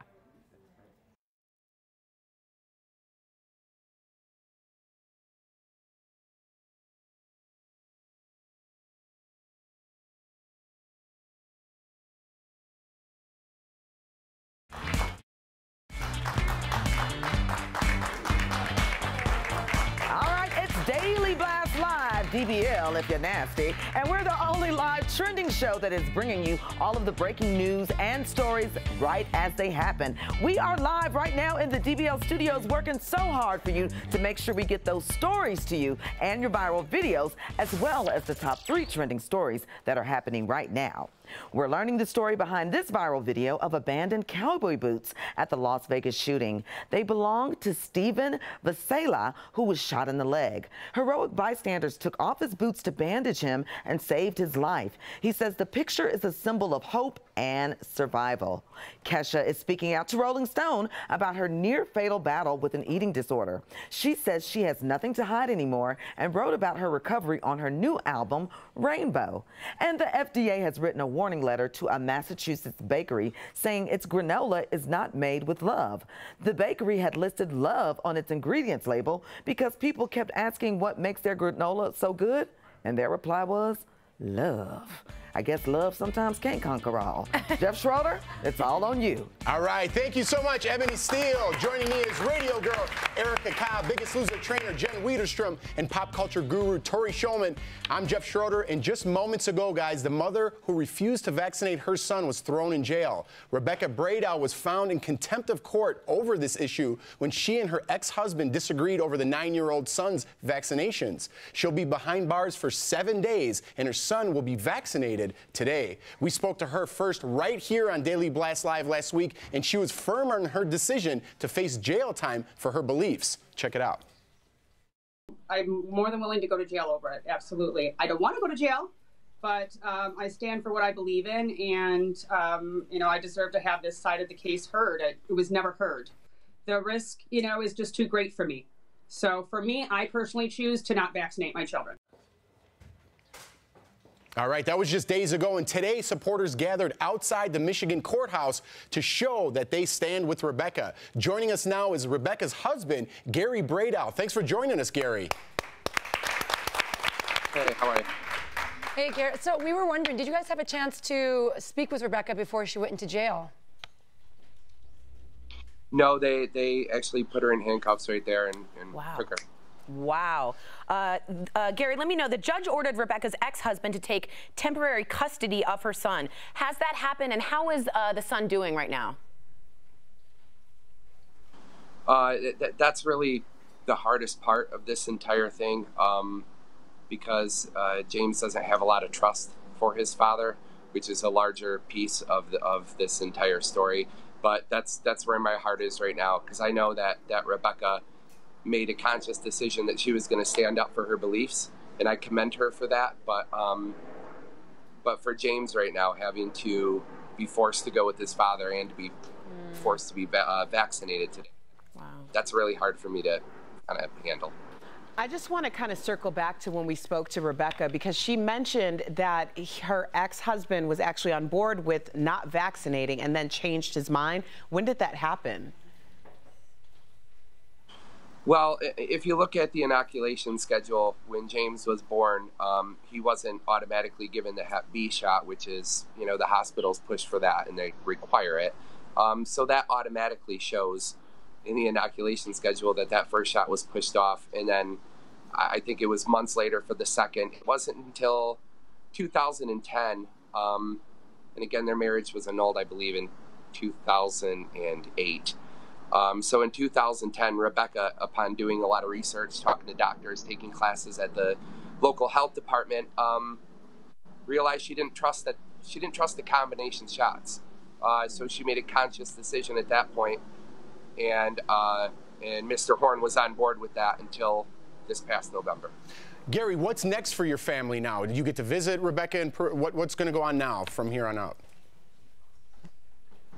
To be honest, I have no clue. This has been, it's been kind of a surreal experience. And I truly, I don't know what now. I know that there's been kind of an outpouring of support from the vaccine choice community on Rebecca's behalf. And I think that I've been reading a lot of stories that are, that are out there right now and kind of twisting and angling it as if Rebecca agreed and gave her willing consent and then was just being an insubordinate mother about this.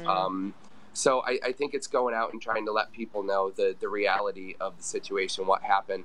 And at the end of the day, if it becomes a cautionary tale, then so be it. But at least she stood up for her beliefs and got to make her statement today. All right, Gary, we thank you for joining us. We're going to keep an eye on this throughout the week. So thank you so much. And you got a lot of support on Facebook, my friend. So thanks a lot. Yeah. All right, guys, digital producer Raquel Villanueva with news at this moment.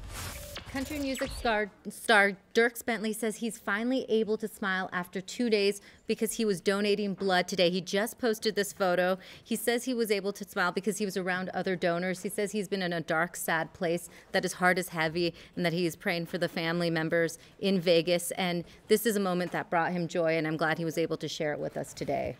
Absolutely. Thank you so much, Raquel. All right, guys, let's move on, kind of change gears here a little bit. Dancing with the Stars is trending. We're learning that dancer Max will be returning to the ballroom next week. Ooh, right? Ooh. The pro is partnered with Vanessa Lachey on Monday. He was a no-show for their performance. Reportedly, the two are fighting behind the scenes, and Max refused to dance with her. But they both deny it. Max just tweeted that he had to miss Monday's show for personal issues and apologized to Vanessa. And Vanessa is telling Us Weekly that she's the student, Max is the coach, and he has taught her amazing new things. Max also clashed with many celebrities in the past. His coaching style is notorious, and he's only won the Mirror Ball trophy once. Would you team up with Max? I don't know. Let's take a look at this clip from his season with Olympian ice dancer Meryl Davis. I think for Max, he's such a passionate person that I think when he feels like things aren't going his way, he takes on the role of fixing things. And why are you so timid? And I think that's a role that entails a lot of pressure. 3, 4, and 5. Sorry. Sorry. What are you, stupid? I'm just So what do you guys think? Is Max's style too tough, or is it just that how you coach for success? Hit us up on a DBL app and vote now. So I don't know, guys. To me, it's a little rough. It's a mirror ball trophy. Yeah. It's made out of mirrors. It's Give not. it a rest. If it was a sporting event, maybe, but I don't know. Well, you're talking about a sport, really, or a show It's that a reality show. they're getting paid X amount per week. Remember that. So I think that you're also kind of like being a team in that respect, because you're like, listen, what's good for you is going to be good for me. Yeah. I respond to aggressive coaching. I also respond to non-aggressive, but I have to respect the person who's coming at me that way. This is more than a reality show. For Max, this is his profession. This is the way he has gone through his life. I think operating at a certain level is an expectation he sets for himself and whoever he's dancing with. Now, I think if whatever partner could sustain that kind of training, which I think Cobb is probably 1 in 4 that would actually respond to that positively, right? I wouldn't. But then if that's the case,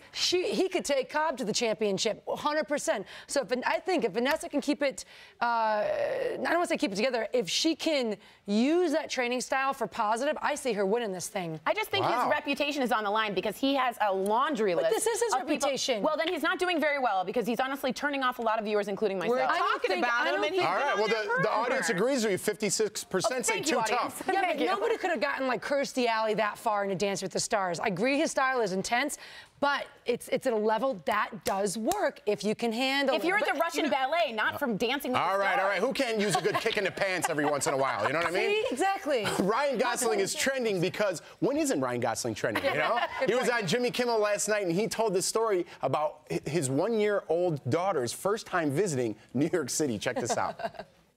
I said, you know, sweetheart, welcome to New York. And 2 cars went smash.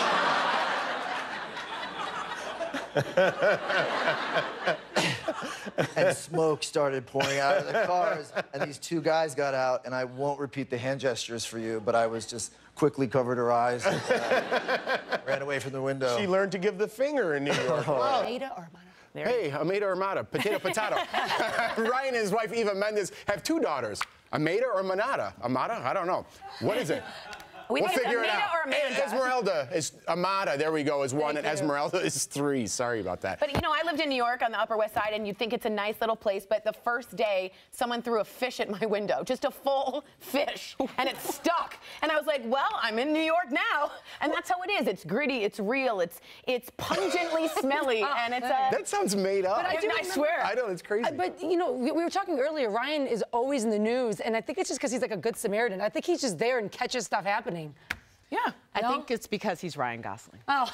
I don't know. New York's a little crazy place. I'm going to stick with Chicago. Yeah. All right, guys, we got to At This Moment with Kelly coming in right now. Kelly, what's going on? Hey, guys, right now, the President and First Lady Melania Trump, they are getting ready to take off from McCarran Airport in Las Vegas. You can see Air Force One is traveling on the tarmac right now. So today, the President, he met with survivors and first responders, and he thanked those first responders for all they've done. He's headed back to D.C. now, so we will keep you updated on his travels and bring you any breaking information as we get it. Thank you so much, Kelly. We appreciate that. All right, guys, we are live and covering trending stories as they happen. Ebony Steele, the DBL Nation is sharing their favorite videos. Am I right? Yes, they are, and this is one of my favorite. Okay, Jeff, I have a question for you. What happens when you combine ballet and hip-hop? You get hip-lay. These hip-hop ballerinas opened the Moncler Fashion Show with grace, style, and a whole lot of attitude at Paris Fashion Week. The designer spring collection is inspired by dance, so the hip-lay troupe from Chicago, y'all's hometown, was invited to rock the runway. And shout out to my girl, Nia Lyons, who is a part of the group. And coming up next, the upcoming Peter Rabbit remake is ruffling feathers. People are up in arms, or maybe they're up in Rabbit's feet about the movie. Oh, God, I sound like Tori. And Al sounds off on the controversy. It's coming up next. Sorry, y'all.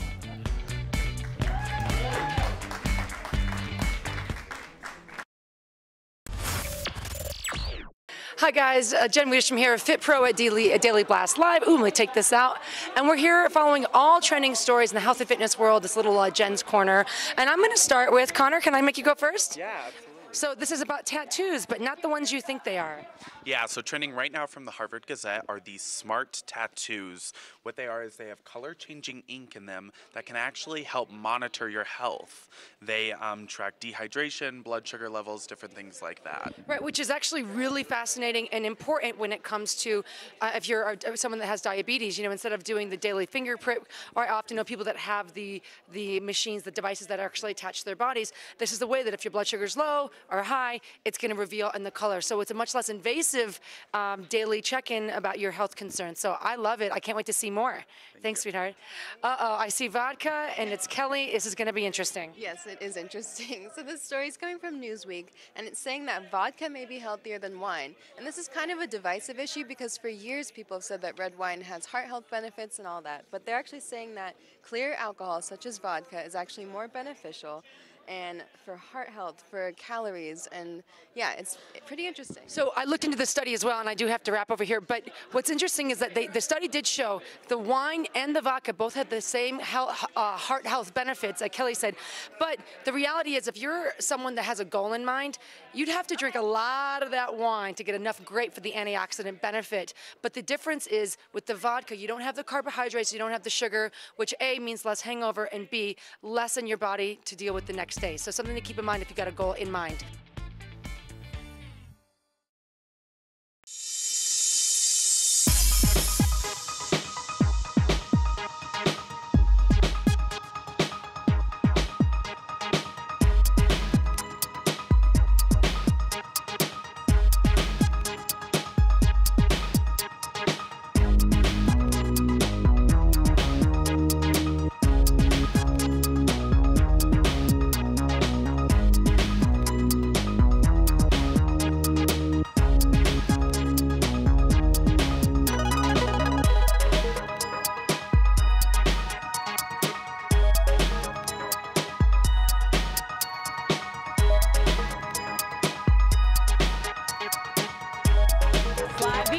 Show in daytime covering the top trending topics that you're talking about right now. We're so glad that so many of you have already joined the DBL Nation by downloading the DBL app.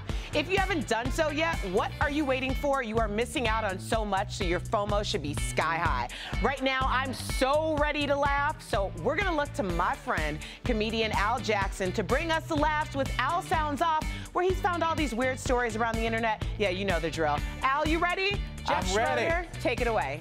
All right, thank you so much, Erica Cobb. That's right, everyone could use a good laugh today. I'm here with my man, Al Jackson. Oh, brother, how are you, man? Our favorite segment, Al's for sure. All Al right. Sounds Off, everybody. We're gonna try to put a smile on your face today. Al, a Texas Homeowners Association is up in arms with their new neighbor and his toy. They're a little uptight, if you, in my opinion. Check this guy out. I love him. A real American. This particular tank landed at Normandy. on D+4, liberated Paris, and ultimately went all the way to Berlin. This is a piece of American history. I guess they could ticket it. I guess they could try to tow it. But the truth is, until I decide to move it, it ain't going anywhere. He's got a point. Jeff, how do you not? I just love this guy. He's a real American. He's the first guy I've ever met that said, you know what? I don't give a damn about street sweeping day. It's like, look, I'm leaving my tank there, ticket it if you need to. It's like, dude, how easy is it to give directions to your house? Right. Jeff, you be like, where do you live? I'm like, yo, it's the one with the gigantic green tank. That's good. You won't pass that up. And I just like this guy because, I mean, what better way to symbolize that you're experiencing erectile dysfunction than the tank in your front yard? I mean, come on. Loving this guy, Jeff. I love it. Let's move it on. All right, guy. Al, Christmas is around the corner. Yes. Which has nothing to do with this next topic. But the remake of Peter Rabbit has people talking. Yes, Let's check this out. Once upon a time, in a beautiful wood, there lived a rabbit named Peter with a blue jacket. Sorry! And no pants. A little different than the rabbit we know. It's from 1902. I just want to tell all the ladies, this is going to be your second favorite rabbit. I'm talking about Bugs Bunny. Where's your mind going? Wow. I just love this movie because it's like, if you're an adult, you're like, I want to show Wolf of Wall Street to my kid, but he's only 5. How about I put this movie on? And I like it because everybody's like, oh, it shows a fake life. It's like, look, man, he throws parties and it's like, oh, it's just nothing but fake friends coming over. I'm like, fake friends are the best. Absolutely. They come over, they eat your food, drink your booze, but they never ask you to help them move. So I'm all down with this. Keep going, Peter Rabbit. Let's get to the last one. All right, let's get to the last one. Dance Moms, Al. I don't know if you watched it last night. They're ready to throw down. They're ready to throw down. Yes. Let's watch. I don't know who Christy thinks she is right now, but I'm not gonna bow down to anybody. Talent? Get the prevails. Talent prevails. You're so sorry you said that? Really? Talent prevails. Bitch, switch. Yeah, it does. You won. And you know what? You won. Wow. That was serious. Is there any better TV than white women drunk in the middle of the day? She's saying talent prevails. Talent prevails. I think the martinis prevailed this one. Dance Moms, listen, the show started with about your daughters dancing, and now it's just you guys day drinking. And now it's my favorite show. I'm loving Dance Moms. That's it, I'm out. All right, that's Al Jackson, everybody, and that's Al Sounds Off. All right, digital producer Raquel Villanueva with news at this moment. Raquel. Right now, the GoFundMe account started to help Vegas victims is almost at 9 million. Right now, it's at 8.8, and if I refresh it, it's gone up by $8,000 just now. So I'll let you know when it reaches that milestone. All right, thank you so much. All right, more Daily Blast Live just ahead. Ebony, what's coming up? Yeah, it's 5, 10, 15, 20, 25, 30. Okay, I'm gonna stop right there. I'm gonna tell you about an awesome math teacher that is getting his kids excited. He's out of Milwaukee, and he is the rapping math teacher. He's dropping knowledge and bars. It's all up next.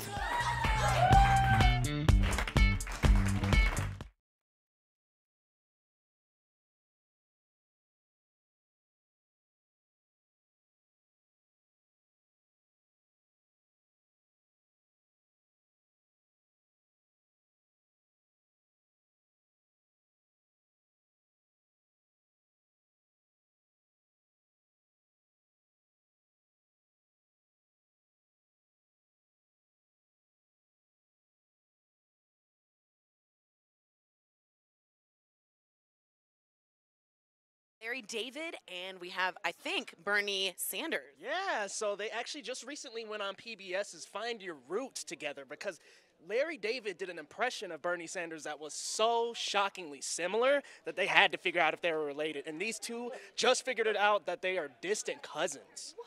Yeah, they've been related this whole time, and they had no idea. I honestly think, though, if you go far enough back, I'm probably related to, like, this chair. Do you know what I mean? Or somebody. Or somebody. But, Leo, you and I are probably related. But that's really cool. Bernie Sanders, they do have the bald gene in, but they also have the funny old Jewish gene. All right, we're moving over to Angelica with the cool iPhone, I think? Yes. Did you pre-order the iPhone X? I didn't because I don't have $1,000 to throw away. Well, some bad news.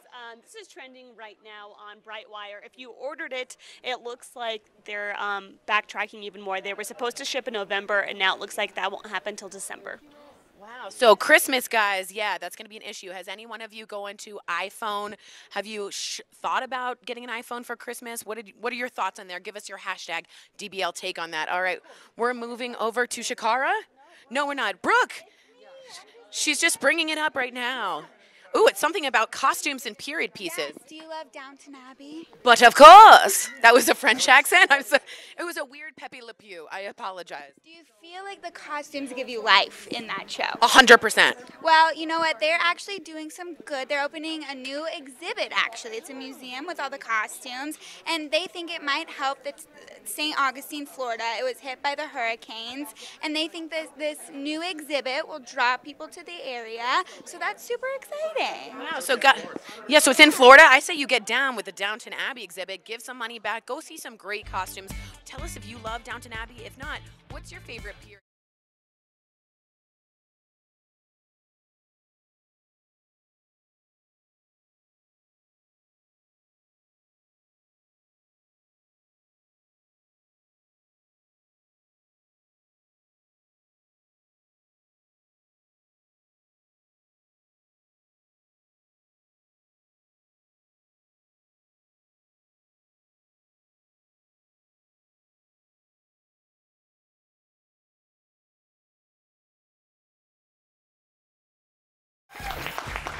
Welcome back to Daily Blast Live. It's time now for the Extra Shot. It's the story that you found so uplifting and made you smile that you asked for another round.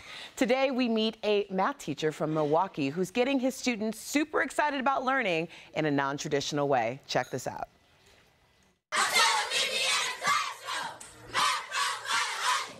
That's Anthony Staten, a teacher at Milwaukee College Prep in Wisconsin. He's an energetic 5th grade math teacher and gets his kids in the learning spirit with a fun rap. Radio personality Charlamagne Tha God posted this video on Instagram, and it's already gotten more than 138,000 views. Staten says he does the math rap with his scholars several times a week. The lyrics include equations and formulas to help his scholars perform better in the classroom. Yes, Anthony Staten and his scholars are live with us right now from Milwaukee. Hello. Hi, how are you? We're doing wonderful now that you're here. So, Anthony, let me open it up and tell us what inspired you as a teacher to create a math rap. So, my big belief is that the best way to get a kid to learn is to attack their interest. Nowadays, kids love music. So, I figured the best way to get my kids to learn is to attach music. When I was a kid, math was a kind of a struggle for me. So, I see the same thing with my kids today. So, I figured the best way to get them to learn is to attach music to it because that's what they listen to. I mean, we have kids listening to Future, Cardi B. So why not take those beats and infuse it into education so that way they're singing more positive lyrics versus the actual lyrics that we actually hear. Anthony, I wanted to ask you, how long does it take the kids to learn that, and can we get a little sample? Yes.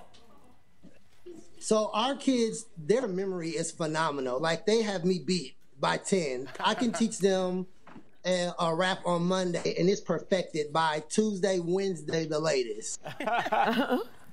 All right, and Anthony, we also have on our panel Al Jackson, who is a former school teacher.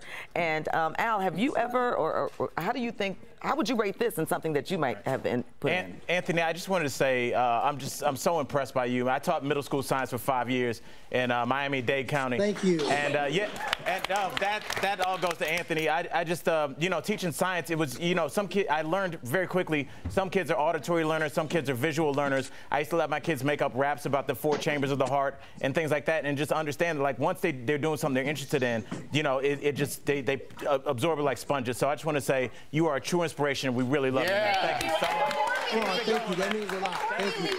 Anthony, can your kids take us out on a rap? Because we're going to go to commercial break. We're actually going to go to Jen Widerstrom. But yeah, let's hear them rap real quick. Want to take them out? Yeah.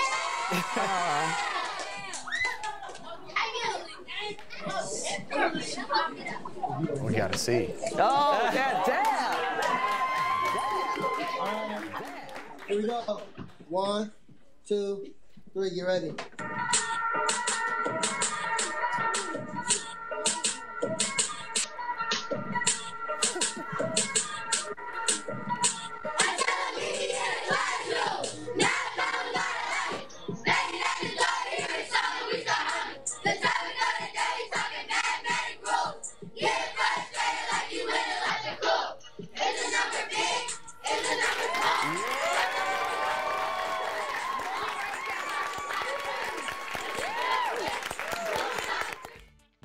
Promotional consideration is brought to you by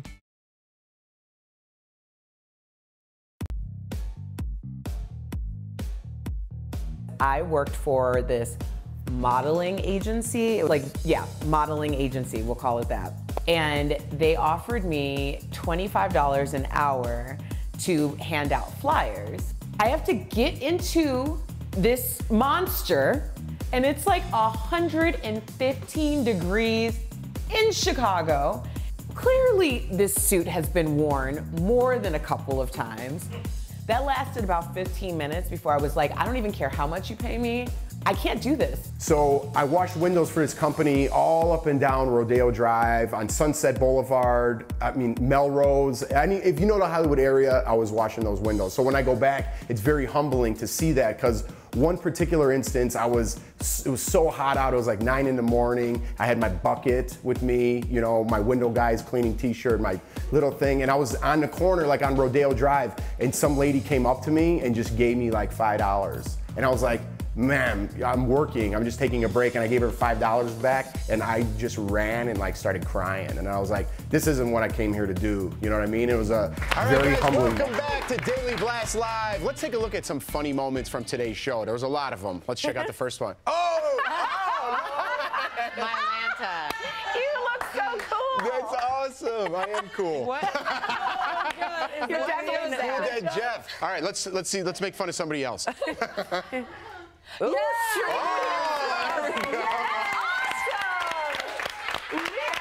That was funny because we both thought we were getting made fun of, but we both kind of liked ours. I did. All right, guys, the stories never stop, and we don't either. We are live on YouTube and Facebook. Keep the conversation going at Daily Blast Live. Have a good hump day, everybody. We'll see you in 23 and 5.